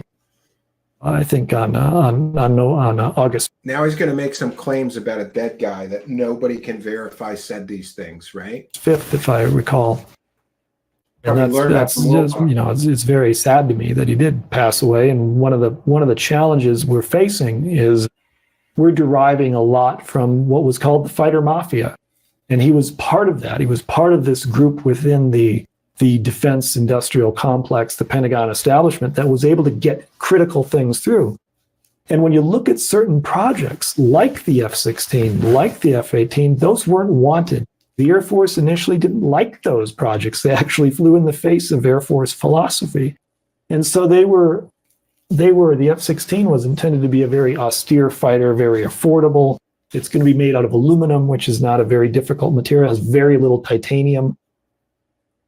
So it's something that you can make relatively affordably. So that level of technology is widespread and out there.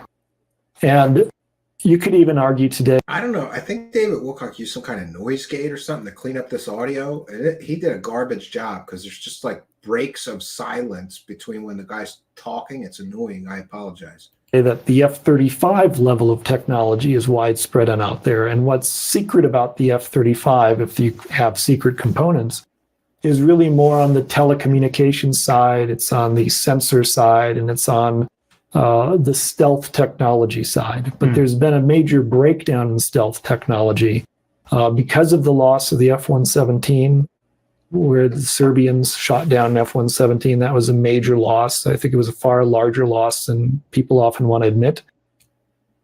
I mean, it's to the point that any party can reverse engineer the wreckage of the F-117 if they go to the Belgrade Aerospace Museum. And of course, the story goes... Sure, anybody can do that. Sure. That the Chinese received parts of the F-117 in exchange for buses. You know, and it's just ridiculous in that sense that our technology has been peddled away to China, which has had access to the most advanced stealth technology at the time since when? My goodness, for well over 20 years now. 2 decades they've had that technology. Well, Tom DeLonge's own insiders, who were supported by essentially the government, the New York Times, the media, they all talked about having their own background in advanced technology that they said there's never going to be a way we could get this out into the open, but we're going to try to do it independently. That's why they were raising money, right? As they said they wanted to reinvent this stuff because Right. they wouldn't be able to do it any other way. Well, that's a good question, and so that's really what we're doing as in Stavatti, in the sense that we own our own intellectual property, and there is an argument as far as who should own what. And if the government pays for the development, well, then yes, they own the technology. And you run into problems when the government pays for something and they don't own the technology. That's a problem. And I won't point to any contractors, but there's been some instances where the government pays for everything and the contractor holds on to that as if they own the IP. In our case, we own the IP. That's a sweetheart deal for the contractor, right? Oh, it's a totally sweetheart lots deal. and lots of money from we the people. And what we're doing at Stavatti, if we do nothing else than add competition to reduce costs, and we've done that. Actually, through the existence of our company, we've reduced the cost of the TX program by $3 billion. Oh, that's a big claim. Through the existence of his company that's never built an actual airplane, he claims that they slashed the budget by $3 million. I don't believe that. I think that's a false statement, but I'd have to check. I won't, there is a company that won the contract and they had to bid lower, and it put him in a compromising position because they're not making as much money as they would have if they would have bid higher. And we saved the taxpayers some money in that sense. So that's really cool. Well, that may be true, but Stavatti has bid on a lot of government contracts, and to my knowledge, hasn't gotten any of them. In the same case with everything else we're doing. Donald Trump did a big tribute to the American people when he said, I'm not going to buy these F-35s at this price. Right. And magically, practically overnight, the F-35 price dropped from where it was at over $100 million to $85 million. Of course, our argument is that, well, ours was always 50. So, we're not going to gouge you at 100 and then drop to 50. We're just going to be at 50 the whole time. But in the case of that, so... Yeah, this guy's going to sell $50 million airplanes to the government when he's never produced a single airplane in 29 years. And in court documents, they admit that they've never produced an airplane. So when it comes to advanced technology, your best pathway for disclosure to customers, whoever the customer may be it military or civil, is going to be to own your technology. Well, Chris, what I find so interesting about what has happened in the world is that, we had this disclosure report that came out from the military doesn't know how to work where they announced that, we have unidentified aerial phenomenon. We don't know what it is. And his microphone is buzzing like a mother. This guy who's going to develop free energy and anti-gravity technology doesn't know how to work a fucking microphone. And what's more, this guy's got hundreds or thousands, maybe tens of thousands of dollars worth of software and equipment that he purchased with charitable donations, according to his own 990 forms. But he can't work a fucking noise filter or a fucking microphone. But he's going to develop free energy technology and HOVERCARS. But he's got a 180 IQ and he can't work a microphone. Listen to that buzz like crazy. And that's something you can fix in post, David Wilcock. What we're seeing in these reports that are coming from the military directly from the Pentagon are of craft with extraordinary aeronautical capabilities. And so how do you see the future of... It sounds like somebody added a buzzing sound effect every time he talks because he doesn't know how to work a goddamn noise filter. Of technology unfolding, given that some of these technologies may have already been developed by us and are not all just extraterrestrial theoretically? Well, that's a big question. And great job cleaning up this audio, Wilcock. 180 IQ. He's got a 180 IQ, but he doesn't know how to work Pro Tools or any audio software that could clean that up. And listen, virtually any DAW, digital audio workstation, could clean that audio up. But instead, he just gated it so that there's only noise while they're talking. Great. history of disclosure, and there's been a large history of disclosure dating back to the 1940s. And there's a history of disclosure dating back to the 1940s. I guess I must have missed disclosure. An excellent book. A series of books are the Donald Keyhole books, Major Donald Keyhole books, such as Flying Saucers, Top Secret, and all those sorts of books where it was already disclosed. It was already referenced that in reports going back as far back as 1948, that the Air Force through ATIP had actually acknowledged that these were interplanetary craft or interstellar craft. The government has never acknowledged that they're interplanetary technology or interplanetary. They constantly actually refute that there's any evidence of extraterrestrial visitation on Earth. As recently as last year, both NASA and Aero both said no evidence of extraterrestrials. But he's just going to say, oh, yeah, they already said it was extraterrestrial. And it's very, very fascinating how I'm sure somebody within the government said they could be, but nobody said they were. Historically, there's been different claims made by the Air Force or the Army Air Force. And of course, prior to the formation of the Air Force, there were over 4,500 UFO reports, many of which happened during World War II, that were acknowledged. As an aerospace manufacturing company, we've taken the position of we get the reports too, and we may interpret those reports differently than the Air Force or the Navy may report them. And we're not obligated that buzzing is under any security notion or GENIP or anything like that to have the same views, the same interpretation. Thank you for your kindness, generosity, and support. Welcome to the show with a kind and generous £1. Thank you for your kindness, generosity, and support. And thank you for helping us to praise the cash. We appreciate you. Thanks for appreciating us. For those unaware, we read every super chat. I'll be reading every single one tonight. So if you're feeling generous, throw a couple bucks in our hat and we'll give you a shout out and a thank you. Of information. And so we're at liberty to discuss these things in a different manner than, say, an Air Force officer might be or a Navy officer. And so when we see technical data, when we see gun camera footage, we can analyze that and have our own interpretations. Now, there are craft. We know the performance of certain craft. We know that there are things that we consider to be craft. Jose Escamilla owns a videotape facility in New Mexico and has shot hours of beautiful southwestern scenery. But on March 5th, 1994... Here's more footage that David Wilcock doesn't own, and neither do I. So to avoid the copyright claim, we're going to skip past that. Here is a man who is capturing something. Every time we get a new tape and we find some new telephone pole and then moves right up. And by the way, that guy's a proven hoaxer. And this person doing the image analysis is a man named Jim Delatoso, who lied about his education, and he's not a real image analyst. But hey, don't let that get in the way of a good story that you could sell, right?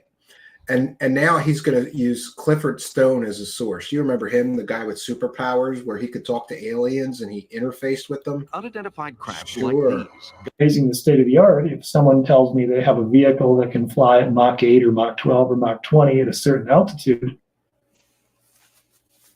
Again, comparing his company to the giants of aerospace like Lockheed Martin and Boeing. You can't compare a company that's never produced a single airplane to aerospace giants that have been manufacturing hundreds, thousands, tens of thousands of airplanes for decades and have proven track records of success. David Wilcock's Stavatti Aerospace has a proven 29-year track record of failure. Not necessarily a threat, could be a threat, but it's a challenge to us. And the challenge is, can we reach that level of capability? Do we have the same level of technology to imitate or replicate or achieve greater levels of capability than that? So do we have the technology to achieve certain things? Future generations of aircraft, say a 7th generation fighter aircraft, the intention of that aircraft, at least. If he's talking about 7th generation fighter aircraft, why is David Wilcock flying a flying saucer into the scene? And this is the hokiest stock footage I've ever seen in my life. It looks like it was made by somebody on an Amiga in 1992. Used by our definition is to perform like at the same level of capability as flying machines that we've observed in our atmosphere. So, so one of the things I've reported on is the Salvatore Pais patents. There's a series of different patents that he came out with, one of which is... Now he's repeating the same thing. This was earlier in the video. I don't understand. Why is he just repeating clips of the same thing? Worked, or so they're claiming. And yeah, if they work, or so they're claiming. And then he plays the David Wilcock's followers are dumb as dirt. I'm just going to put that out there. They have to be dumb as dirt, because David Wilcock uses like repetition to prove his points, and he doesn't really prove anything. We're going to skip past the Salvatore Pais. This is Salvatore Pais interview on Theories with Everything. If you are interested, I don't think that man proved anything on Theories with Anything of Everything. In fact, I think that he just created more controversy with some of his statements. And here's more copyrighted clips, more Salvatore Pais. Now we get back to the CEO, Beskar, here. And by the way, David Wilcock claims that Lucasfilm named Beskar Armor from The Mandalorian after Chris Beskar, since he built all those spaceships, right? Just ridiculous. I'm extremely busy at my work at this point in time. And leave it at that. Yeah. Okay. What do you think is going on with something like this? Why would the Navy have released something like this? He's repeating this part too. This part is repeated. This part is repeated. We went through this already. Mass production, mass earth-changing, life-changing goal of any aerospace company, or at least it should be. Traditionally growing up, we saw the Jetsons, we saw... Oh yeah, David Wilcock's hovercars are going to be just like the Jetsons. Sure. Back to the Future, we saw all these different, The Fifth Element, we saw lots of futuristic, and of course Star Wars, where you have vehicles, personal air vehicles that hover, that fly. Yeah, those are called science fiction. Those aren't science fact, right? That's why it's called science fiction, Chris Beskar. That are things you keep in your garage, that are not helicopters. They don't have lots of spinning fans. They don't have lots of spinning blades.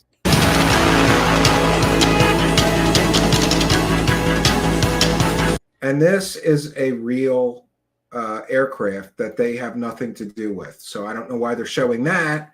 Vehicle perspective, it's a challenge. Of course, I encourage people to have helicopters, but it's not the kind of future I think we all envision. And so, yeah, as a goal, as a technology goal, Stavatti is very focused on a future in which we have instant these cheeseburgers, personal air vehicles that are using an advanced technology to take off and land vertically. I agree, Chris You could call it inertial propulsion. You could call it levitation. You could call it anti-gravity. The Earth, after hundreds of years, has become even more vigorous and beautiful.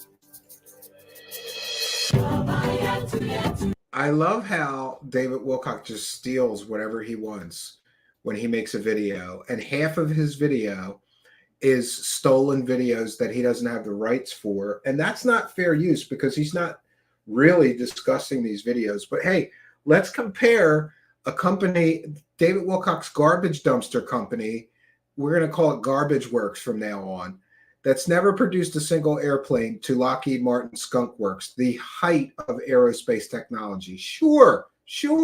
Their fusion. And a lot of that, in the Skunk Works sense, goes back to where I was discussing about a long-range, high-speed bomber. If you're going to make a bomber that can fly 8,000 miles at Mach 8, you can't carry enough jet fuel to achieve that goal. It's a real challenge. So you need a different propulsion system, and that's where you need a type of nuclear propulsion. You need an exotic atomic propulsion. You need something different. You need a zero. And listen, again, I hate to keep making this point, but he's talking about building aircraft with exotic propulsion technologies when he hasn't produced an airplane with a conventional technology yet.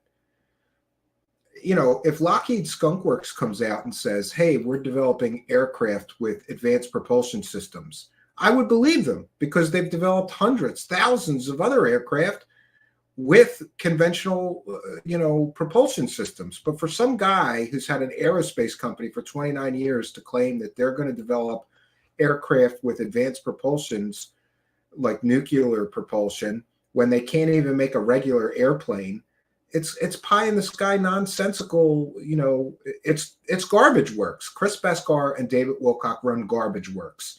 Their aircraft hangar facility is filled with garbage dumpsters. Point energy solution or something along those lines. And so getting back to the Navy and what they've done with the release of those patents, you know, they're pointing in a general direction. And so it's our job to pick up the carrot and follow that lead and pursue that level of technology and see where it gets us. So on the one hand, you have military aircraft to protect your borders, but on the other hand, you have civil aircraft, which when he's repeated so many clips in this video. I don't know why he keeps repeating the same thing, except maybe he wanted to make an hour-long video and he didn't have enough material from this clown, so he just repeats the shit from the beginning. I don't know. you can fly wherever you want. This is a clown show. So ultimately, when we arrive at a vehicle that you can afford to keep in your own garage, that allows you to take off and land vertically, that allows you to travel at 200 to 300 miles an hour long distances, then you can live differently. You can work differently. You can have a commute of 300 miles and it's not a big deal. Sure. You can live in the country, and what it really does is it opens up life in the country. And you want You know, that old saying, if it sounds too good to be true, it probably is, definitely applies here. to have a minimum footprint so that it's not destroying the environment or upsetting the local community. And that's where I think there's a lot of misconceptions about a future of, say, having hover cars or flying personal air vehicles, because there is such a vast amount of space out there, and you're working in 3 dimensions, so you can have a separation, especially with our collision avoidance technologies. Yeah, they're going to create collision avoidance technologies. They can't create a single airplane in 29 years, but they're going to create brand new collision avoidance technologies for these hover cars. And according to David Wilcock, the hover cars are also going to have a free energy engine. You won't even need to put fuel in them. And according to David Wilcock, they're even going to have a hot plate so you can go camping in them. Sounds good to me. Or not everybody is living in the same place anymore. You can be a person that lives on an island in the middle of nowhere and have much better access to the world. Well, if somebody wanted to hurt other people with these vehicles, I assume the collision avoidance would protect other humans from being hit by the vehicle, if at all possible. Well, yeah, there's collision avoidance, there's safety systems, and when we've done a lot in terms of safety systems and everything from ejection seats to... Yeah, and here's where Beskar bluffs again. Oh, yeah, we've got all kinds of safety systems. They don't have a single airplane, but they've got safety systems for airplanes? Okay. Parachutes that you find on the Cirrus family of airplanes. There are a lot of safety systems that we incorporate or will incorporate into aircraft to make them survivable in the event of a crash. But there again, collision avoidance is key, and that's a sensors technology. And so that where you get into vehicles that can fly more under a computer-controlled state, but with having manual backup and manual directed control, you can have a lot to offer in that sense. So you could manually fly it, you just couldn't steer it into someone or into a building or something like that. Well, those are different things you could incorporate into the logic. Yeah, that's correct. You want to prevent deaths. Yeah, you want to prevent death. So this actually, what it sounds like is, if you consider the number of automobile deaths that are going on, that's a huge epidemic. Yeah, it's about 50,000 a year in the United States. But it's been about, we had 35,000 deaths back in the 50s and the 60s. And so the number doesn't really seem to matter what we do. We still get 35 to 50 to 60,000 deaths a year. Oh, but hey, don't worry, you won't die. So you don't want to have an epidemic of deaths in the sky. But You will have accidents, of course, but something that we can work to reduce, and aviation has a very good safety record. The problem that we face is really one of educating the population. And what's neat. I love how the audio on this video is such dog shit, but these two clowns are going to develop free energy and anti-gravity technology. Neither of them can work a goddamn microphone. About aerospace. And part of the overall vision of the future is having an intelligent society. And so we have to make a decision as a social order. Are we going to be an intelligent society or an ignorant society? And these are important things to think about. And as we embrace advanced technologies, I really see technology as a tool for mankind. There are different, and as an aerospace company, you have to consider this quite carefully. David Wilcock ended this video with 20 minutes from the film 2010. With no fair use, no discussion of what is being played. He just took, I think, 20 minutes of, or at least 15 minutes, 10 minutes of a commercial Hollywood film and jammed it in a video. Great, David Wilcock, great. What's the nature of the vehicles you're making? And so we have airplanes, which have wings, and they fly, and they're traditionally certified, and they're flown by certified pilots. Well, they could be flown by certified pilots if he ever made an actual airplane, but he hasn't in 29 years. But now we're talking about a different kind of vehicle, a vehicle that might be flown by your grandmother. And your grandmother isn't a pilot. She might be, but not necessarily. This is the pie in the sky. If it sounds too good to be true, it probably is promises. Oh, your grandmother could fly this hover car. Necessarily. And so how do you develop a vehicle that can be operated like an automobile? And so there's going to be certain limitations as far as what they can do. They're probably not going to fly much higher than 2,000 to 5,000 feet above ground level. They're going to follow perhaps traffic pathways. And all of this is all speculation. This guy can't build a regular airplane. He's going to build a hover car. Sure. Already have been pathways in the sky. It started out with Victor Airways. Two things that are evolving now. And the FAA has put a lot of energy into this recently. So it's really more of a social modeling situation. But I think with the automobile, we haven't had to have the same emphasis upon having an intelligent society. And so you got to be intelligent to fly one of their hover cars. Okay. As we get into these higher technologies, we do need to have a more intelligent society. And that intelligent society is really something that we've been discussing for decades. And if you go back into popular science, David Wilcock's editing is garbage. I'm just going to say that. I'm allowed to have an opinion. I edit videos. His editing is garbage. Some popular mechanics. I think let's fly in a picture of a grandma to represent intelligent society. Okay. The overall argument has been that someday we will have these vehicles in our garage and we will live in a more advanced society. And I think it's been so frustrating that just doesn't seem to happen. Well, it's been very frustrating, and it's been frustrating for me my entire life. If I can get into kind of a segue of, again. Yeah, I'm sure this guy is frustrated. After all, he's been running an aerospace company for 29 years that can't show a single prototype that has flown. Referencing motion pictures. Star Wars and Star Trek excited me a great deal and are very inspirational. In the world of science fiction, you run into 2001: A Space Odyssey, which is a very extraordinary movie. It's very long and can be boring to many. It's very esoteric. But the most exciting parts for me were always these spacecraft parts. We don't have enough. All right, we made it through. And David Wilcock doesn't even listen to who he's talking to, because this man referenced the movie 2001.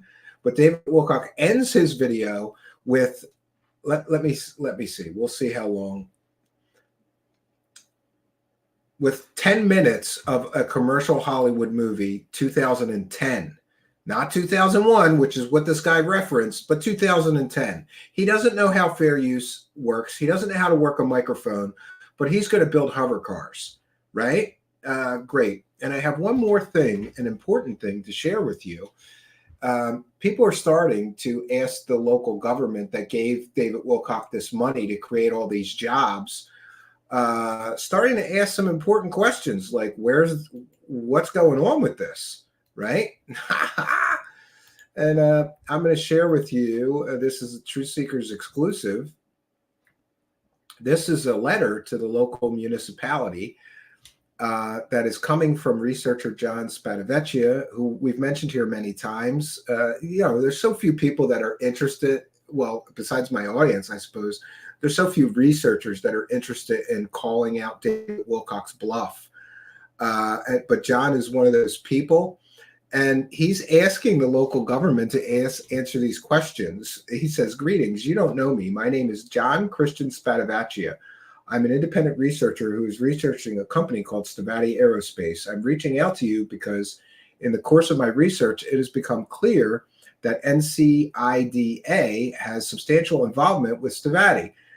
And there are facts and information I would like to review with NCIDA. That's the authorities, the local government that gave David Wilcock this money, along with a host of questions that I have for you.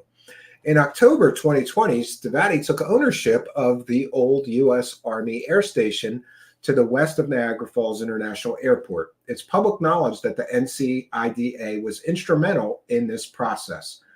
So the local government's going to have to answer for why they gave David Wilcock and this clown, Chris Beskar, all this money to create jobs when they haven't, to the best of my knowledge or understanding, created any jobs. Remember that news report. They're going to create 600 jobs that are $90,000 a piece.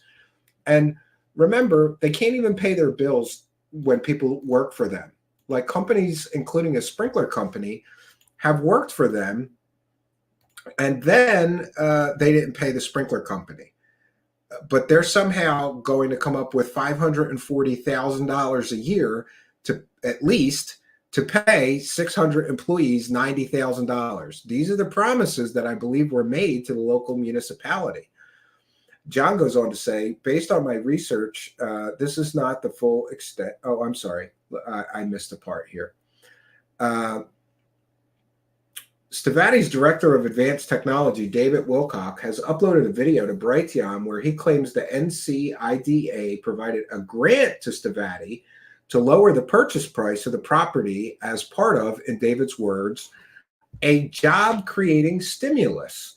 David's claim can be seen here, and we reviewed that earlier today.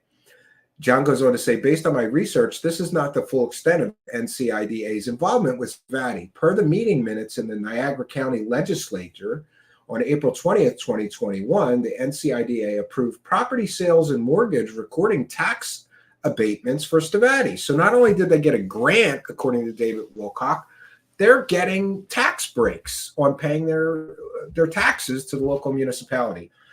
Also, per these same meeting minutes, it was estimated that support of Stavatti would have a positive economic impact of over 85 million US dollars. These meeting minutes are attached to this email. The tax abatements you granted appear to be the result of application for financial assistance that was filed with NCIDA by Stavatti associate John R. Simon, who attached to this email.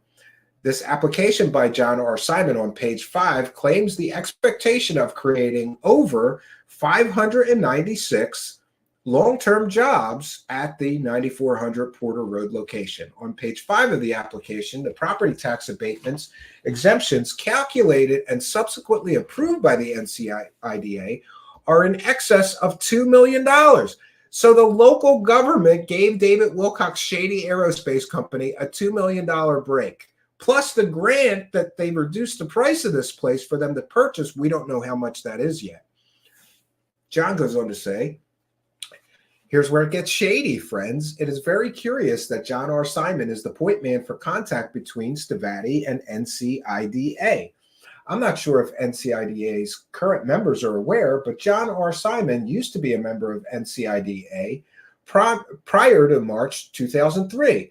According to a news article in the Buffalo News, In March 2003, the NCIDA had an emergency meeting during which John R. Simon was posted as a member. Afterwards, the NCIDA was ousted as a member. So the guy who is the go-between, who's getting them all these tax breaks, is a shady guy that got thrown out of the organization, the local municipality organization, giving the tax breaks. Great. Afterwards, the NCIDA contacted the sheriff's office and had a deputy come to the property and escort John R. Simon off the premises. Considering that John's lawyer is quoted in the article, it is obvious that foul play or legal wrongdoing was involved. So he did something illegal. They ousted him from this organization. And now this same guy is getting David Wilcock and Chris Beskar's Shady Aerospace Company $1 million tax breaks. Great. John goes on to say, I'm writing a book about Stavatti, their drama, and the players involved. I would like input and feedback from the NCIDA regarding the facts here as I have given them. I would also like you to answer some questions I have below, which is very relevant to Stavatti and NCIDA. And here's the questions, and here's where this is going to become a huge problem for both Stavatti, Chris Beskar, and David Wilcock, because he's a board member, right? What is the nature and value of the grant given to Stavatti for the purchase of the property? We're going to find that out. We're going to find out how much they gave David Wilcock and Chris Beskar a break on this property. And they're going to have to answer for why they gave them millions of dollars in tax abatements or breaks and gave them a grant to purchase the property when they promised 596 jobs that would all be $90,000 or more a year. Great. Considering John R. Simon's acrimonious ending to this membership with the NCIDA, why would NCIDA ever consider doing business with him again? It's a great question. On page 7 of John R. Simon's application for financial assistance submitted to the NCIDA and subsequently approved, John writes, current tenants will not have their leases renewed. All but one tenant are on a month-by-month lease. One lease is annual and expires January 2021 and will not be renewed. So in the application to get these $2 million of tax abatements, they said, we have a tenant, but we're not going to let them continue to lease the property. That will stop. John goes on to say, this is where it gets shady. In August of 2023, I spoke with the owner of the tenant on Stavatti's property. The dumpster company, been there, dumped that. And the owner confirmed that they are still leasing Stavatti's 9,400 property for their business, fully 3 years after Stavatti denied that this would happen. Do you know why Stavatti and John R. Simon would change their mind or write a falsehood in their application? On page 5 of John R. Simon's application for financial assistance, John claims the expectation of creating 596 long-term jobs. However, on page 14, the NCIDA did a cost-benefit analysis and calculated the expectation of only 363 jobs being created. Why is there a discrepancy of 233 jobs? On page 8 of the application for financial assistance, John writes, without tax incentives and other public assistance, Stavatti will not locate here and change its preferred location elsewhere. Is there a reason the NCIDA would acquiesce such blackmail from a company that has never produced a product? Stavatti was also sued in federal court of Arizona for, among other things, fraud and running a classic Ponzi scheme. In docket entry 26 of this case, filed August 4, 2023, available here, Stavatti's own defense counsel testifies that Stavatti has 0 employees and 0 payroll. Is the NCIDA aware before the email that Stavatti has completely failed to meet its expectations regarding long-term creation of hundreds of jobs? On page 14 of the application for financial assistance, the NCIDA, in their cost-benefit analysis, states that it is likely that Stavatti will accomplish the proposed project within 3 years. Knowing that Stavatti, in fact, has 0 employees and 0 payroll over 3 years after this NCIDA NCIDA application, does NCIDA still anticipate this project to be successful at any point? Is the NCIDA aware that the property they had helped Stavatti purchase is currently under judicial foreclosure due to Stavatti defaulting on liens? So that's great.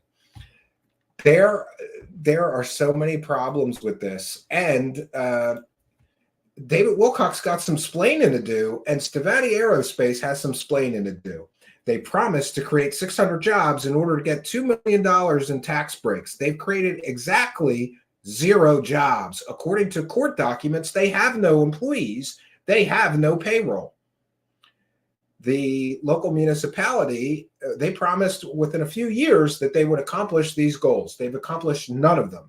And they haven't produced a single airplane in 29 years. So David Wilcock and the Shady company have some explaining to do. And by the way, I'm going to join John. I'm going to be calling the NCIDA tomorrow and demanding answers to my questions, which are going to be very similar to John's, because he is very well aware of this situation. You can't tell the government, we're going to create 600 jobs if you give us this $2 million in financial assistance, and then create 0 jobs. And by the way, they admitted that they've created 0 jobs, because in their own court filings, which are very recent, they say they have 0 employees, 0 payroll. They also admit that they have no income from aerospace income. Their only income is the dumpster company that, in order to get these tax abatements, they were supposed to throw out of there and create all these jobs. So essentially, it appears that what they told the government is, we're going to throw the tenant out and we're going to create all these manufacturing jobs. Give us this $2 million and we'll do that. And they didn't do any of that.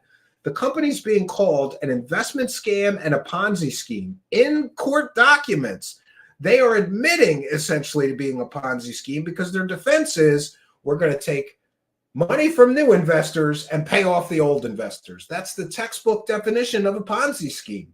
They're being sued by creditors for not paying anyone. Their only income is a few $1,000s a month from the dumpster company. They're not manufacturing anything. They're not creating jobs there. They're renting the place to a dumpster company for a few $1,000s a month. And that's their only means of actual income for this company, is renting their airplane hangar to a dumpster company. At the beginning of tonight's broadcast, I talked about David Wilcock's fantasy world versus the reality. In David Wilcock's fantasy world, they're going to create 600 jobs. And the government loves them and gave them all this millions of dollars in tax breaks and grants to create all these jobs. And we're going to throw that garbage company out of there and start manufacturing. And we're going to hire all these engineers, and everybody's going to get paid $90,000 a year, all 600 of them, or 596 of them. That's David Wilcock's fantasy world. He's going to use patents that they don't have any rights to whatsoever. By the way, David Wilcock, where are you at with that? Did you even get rights to those Navy patents? Can we see the paperwork for that? How many jobs have you created? Because according to the court documents that your own company filed, you have created 0 jobs. 0. In the years that you were taking millions of dollars from the local government in tax abatements, financial assistance, grants. Those people who gave this company money are all going to get, well, I don't know what's going to happen. But I think that somebody at the local government should have to answer for why they're giving this shady company that's never produced an aircraft in 29 years, who lied about creating laser weapons for the United States military, who apparently or allegedly lied about having wind tunnel contracts with the United States government and all these prestigious labs. No, they don't. Nobody can find record of that when FOIA requests are filed. They lied about that. They have lied since the beginning of this David Wilcock saga. Or at least it appears that they're flying by the seat of their pants. Like, oh, we're going to use these patents we have no rights to. We're going to create all these manufacturing jobs. We're going to create hovercars within 1 year. And by the way, David Wilcock collected $333 from everybody, claiming that he was going to teach everybody the secrets of anti-gravity and free energy. And you'll be able to do it too. Show me one person that's created free energy after giving David Wilcock $333 for the course. Show me one person that's created any anti-gravity anything after paying David Wilcock $333 for this course.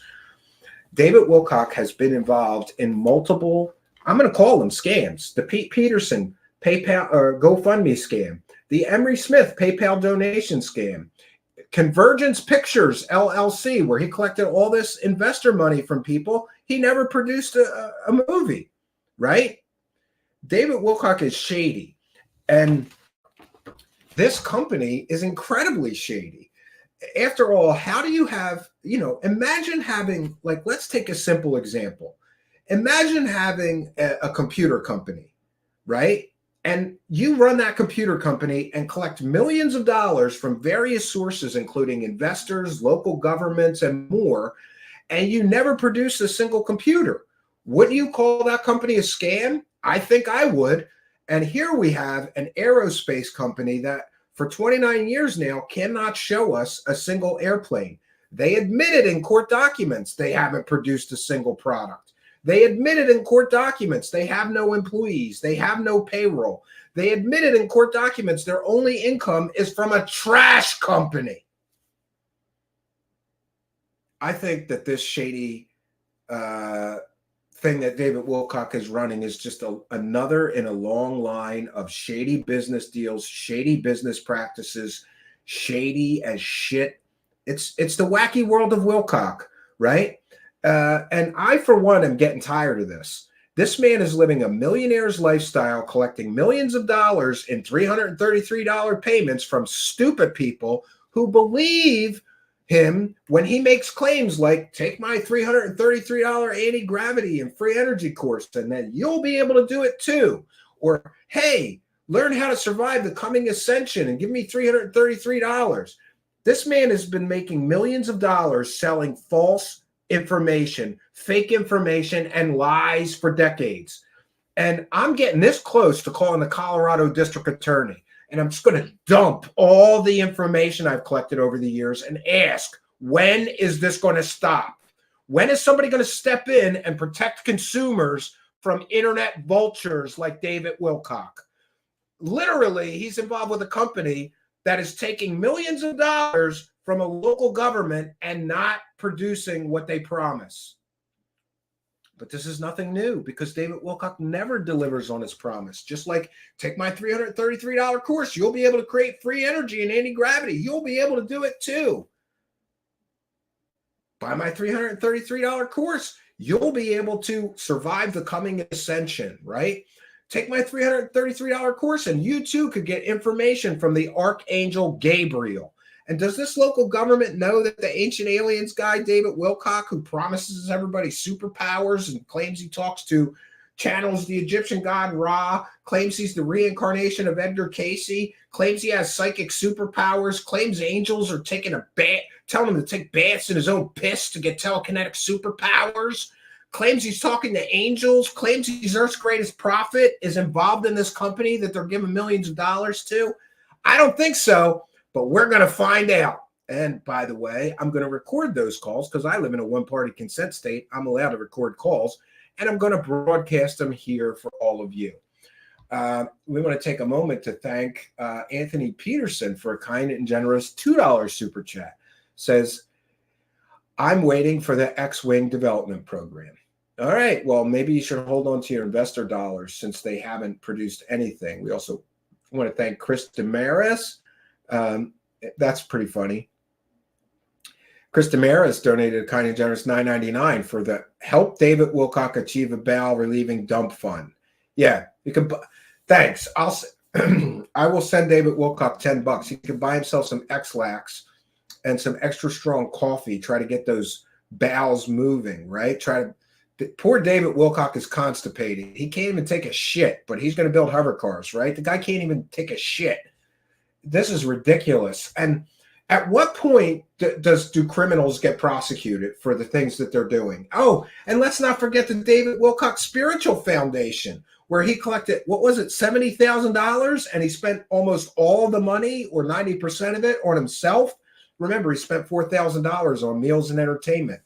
And why, if you're the director of advanced technologies at an aerospace company, and that aerospace company is being sued by former investors for over $1 million, and that aerospace company is being sued by people who offered products and services and worked for that company and then were stiffed and weren't paid the money that they were owed, so they sued.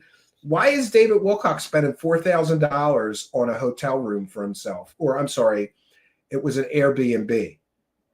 Why are you wasting money, man? Why don't you give that $4,000 to those vendors who worked for your company, and then you fucked them and didn't pay them, right?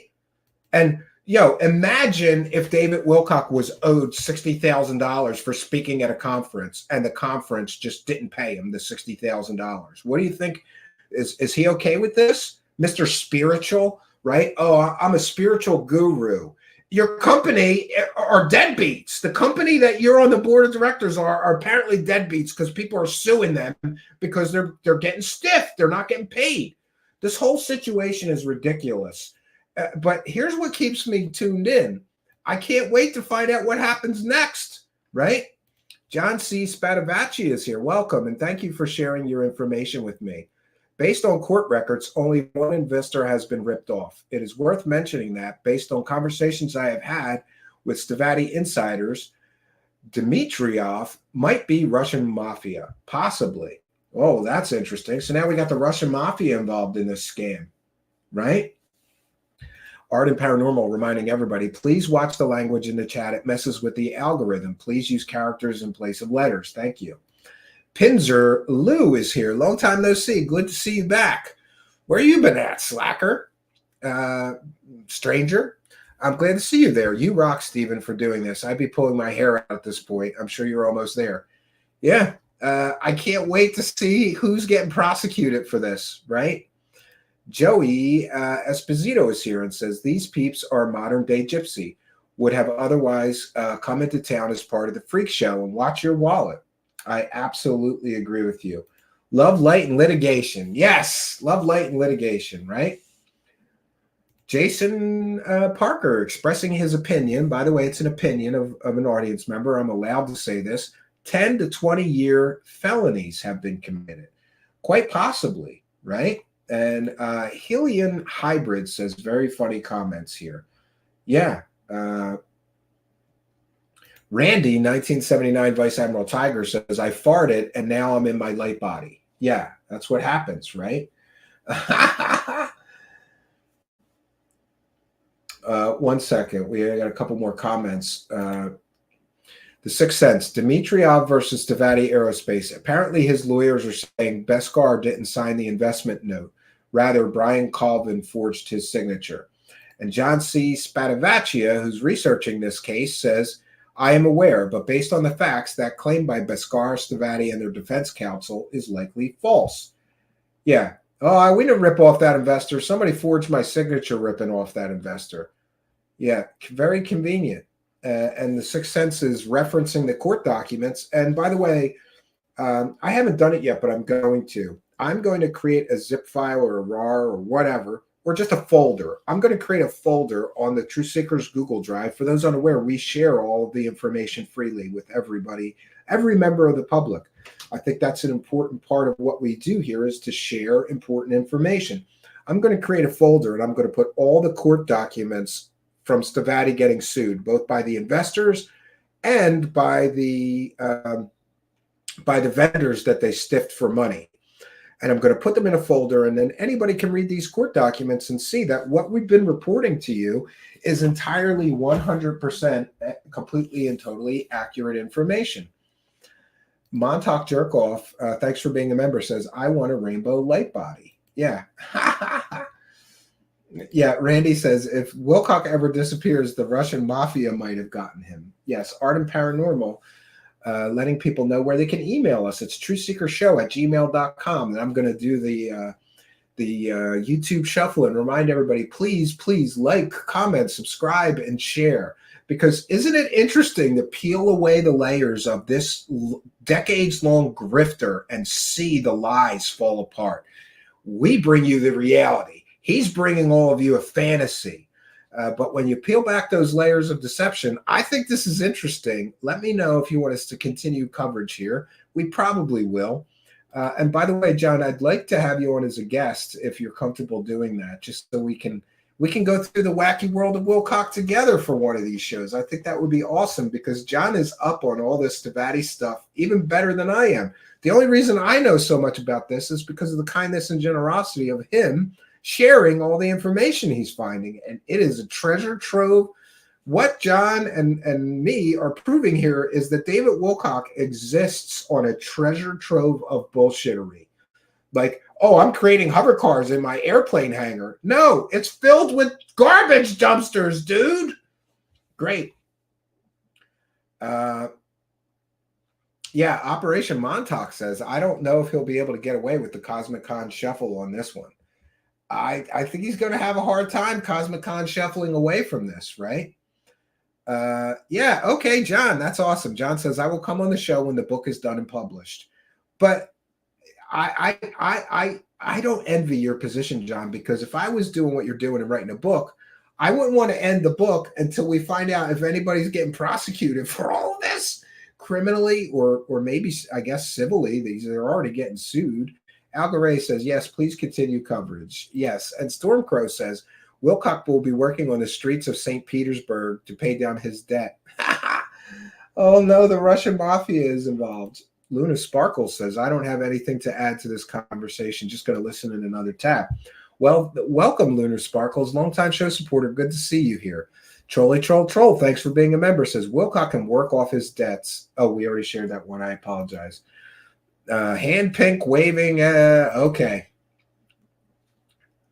All right. Free money scammer. Yes, says Jason Parker. I can't disagree with you. I cannot disagree with you. Patty says the court documents provide a lot of insight. Yeah, it shows you the reality. David Wilcock presents a false fantasy to everyone, just like he presents false prophecies to everyone that never come true, right? The reason that I knew that this hover car thing was a scam right off the bat is because a leopard doesn't change his spots. David Wilcock has been involved in all these shady business dealings, including this running a fake I think it was a fake charity. I'm allowed to say that because if you collect all this money and you only give a few $1,000s to charity, then you spend the rest of it on meals and entertainment, software, office equipment, computers, software. You know, to me, that's not a real charity. That's a scam. That's my opinion, and I'm entitled to it. Then he ran Convergence Pictures LLC. There were people that complained because they invested money and he never did anything. He never produced a film and gave anybody their investment back. There was the PayPal donation scam with Emery Smith. There was the Pete Peterson GoFundMe scam, all of which we investigated here. David Wilcock Spiritual Foundation. This is just the latest in a bunch of shady shit that David Wilcock has been involved in.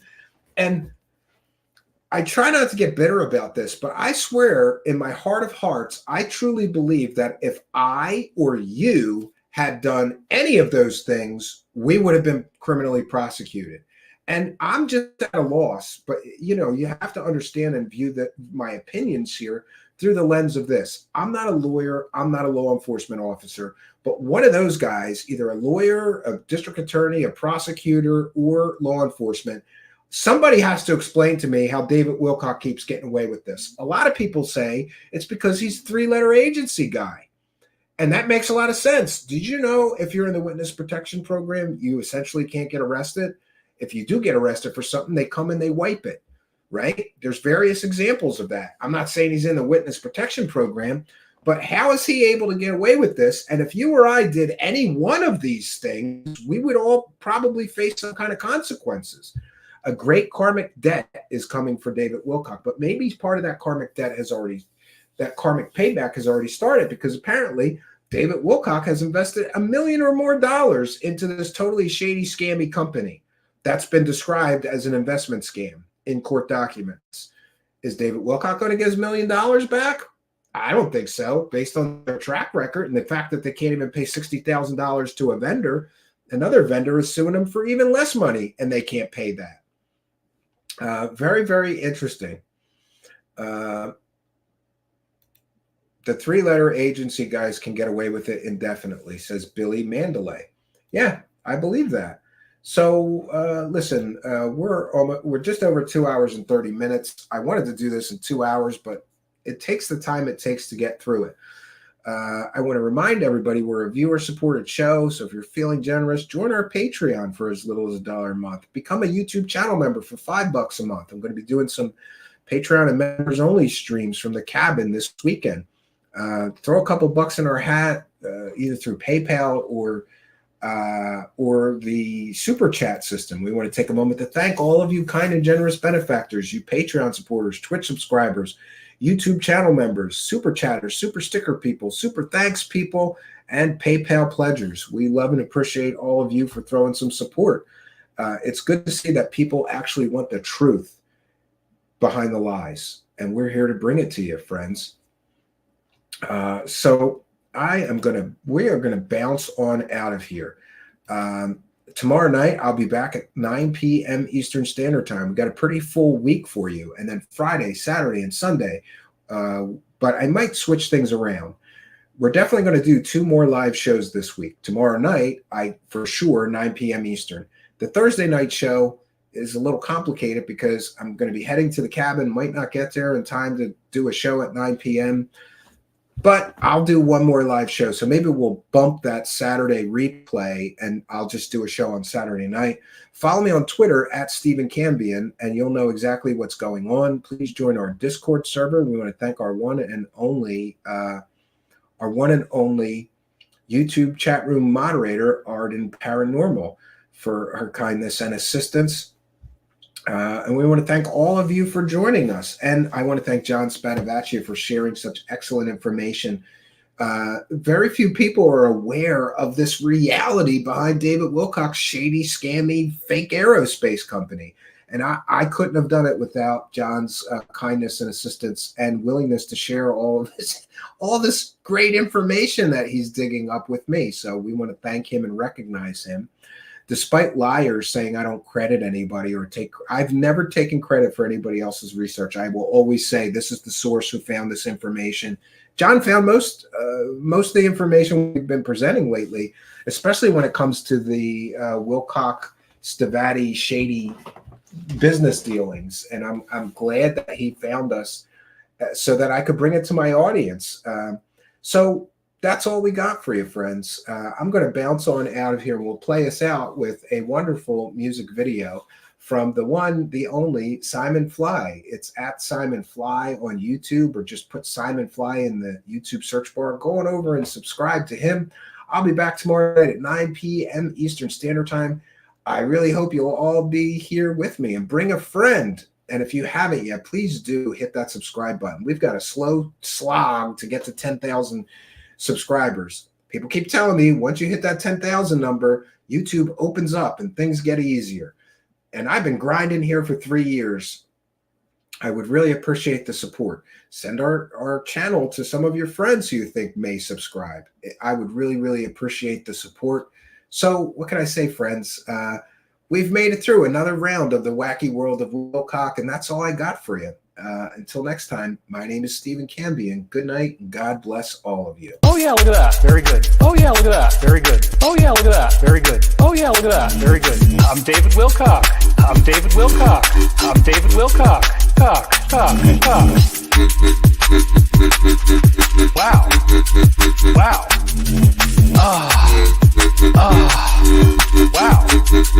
Wow. Extraterrestrials. Angels, suck. Extraterrestrials, angels, suck. Extraterrestrials, angels, suck. Extraterrestrials, angels, suck. Wilcock.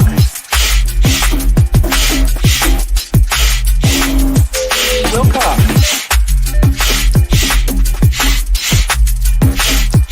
Wilcock. Wilcock.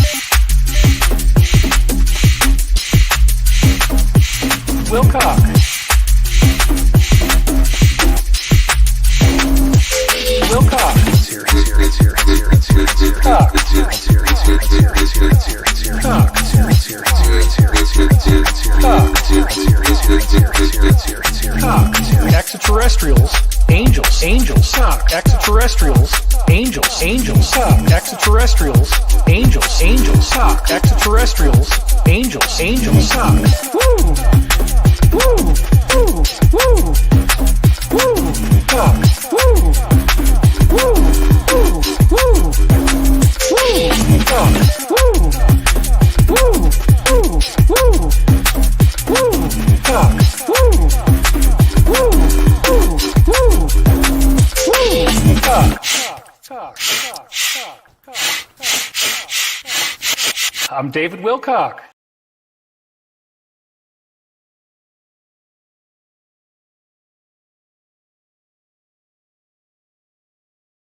We grifters, we grifters, we grifters, we grifters, we grifters, we grifters, we grifters, we grifters, we grifters, we grifters, we grifters, we grifters, we grifters, we grifters, we grifters, we grifters. Shape the emerging UAP narrative. Remember those words, folks. Shape the emerging UAP narrative. Remember those words, folks. I'm an intel guy. I'm an intel guy. I'm an intel guy. I'm an intel guy. I'm an intel guy. I'm an intel guy. I'm an intel guy. I'm an intel guy. We grifters, we grifters, we grifters, we grifters, we grifters, we grifters, we grifters, we grifters, we grifters, we grifters, we grifters, we grifters, we grifters, we grifters, we grifters, we grifters. Multiple whistleblowers. Luis Elizondo. Multiple whistleblowers. Luis Elizondo. Multiple whistleblowers. Luis Elizondo. Multiple whistleblowers. Luis Elizondo. We grifters, we grifters. Remember those words. We grifters, we grifters. Remember those words. We grifters, we grifters. Say yes. We grifters, we grifters. Say yes. We grifters, we grifters. Say yes. We grifters, we grifters. Say yes. Say yes. Luis Elizondo. Say yes. Luis Elizondo. Say yes. Luis Elizondo. Say yes. Luis Elizondo. Say yes. Luis Elizondo. Say yes. Luis Elizondo. Say yes. Luis Elizondo. Say yes. Luis Elizondo. Multiple sources. Sources. Multiple sources. 3 sources. Credible sources. 3 sources. Credible sources. Multiple sources. Sources. Multiple sources. 3 sources. Credible sources. 3 sources. Credible sources. Fighter jets were deployed. Multiple sources. Fighter jets were deployed. Sources. I've heard it now from 3 different people. Yeah, I've heard the same thing. I've heard it now from 3 different people. Yeah, I've heard the same thing. The lack of information, the lack of information, the lack of information, the lack of information. This is an ongoing mystery. Multiple sources. This is an ongoing mystery. Multiple sources. Intelligence sources. This is an ongoing mystery. Multiple sources. This is an ongoing mystery. Multiple sources. Intelligence sources. The lack of information, the lack of information, the lack of information, the lack of information, the lack of information, the lack of information, the lack of information, the lack of information, the lack of information, the lack of information, the lack of information, the lack of information, the lack of information, the lack of information, the lack of information, the lack of information, Multiple sources. Multiple sources. 3 sources. Credible sources. 3 sources. Credible sources. Multiple sources. Multiple sources. 3 sources. Credible sources. 3 sources. Credible sources. This is an ongoing mystery. Multiple sources. This is an ongoing mystery. Multiple sources. Intelligence sources. This is an ongoing mystery. Multiple sources. This is an ongoing mystery. Multiple sources. Intelligence sources.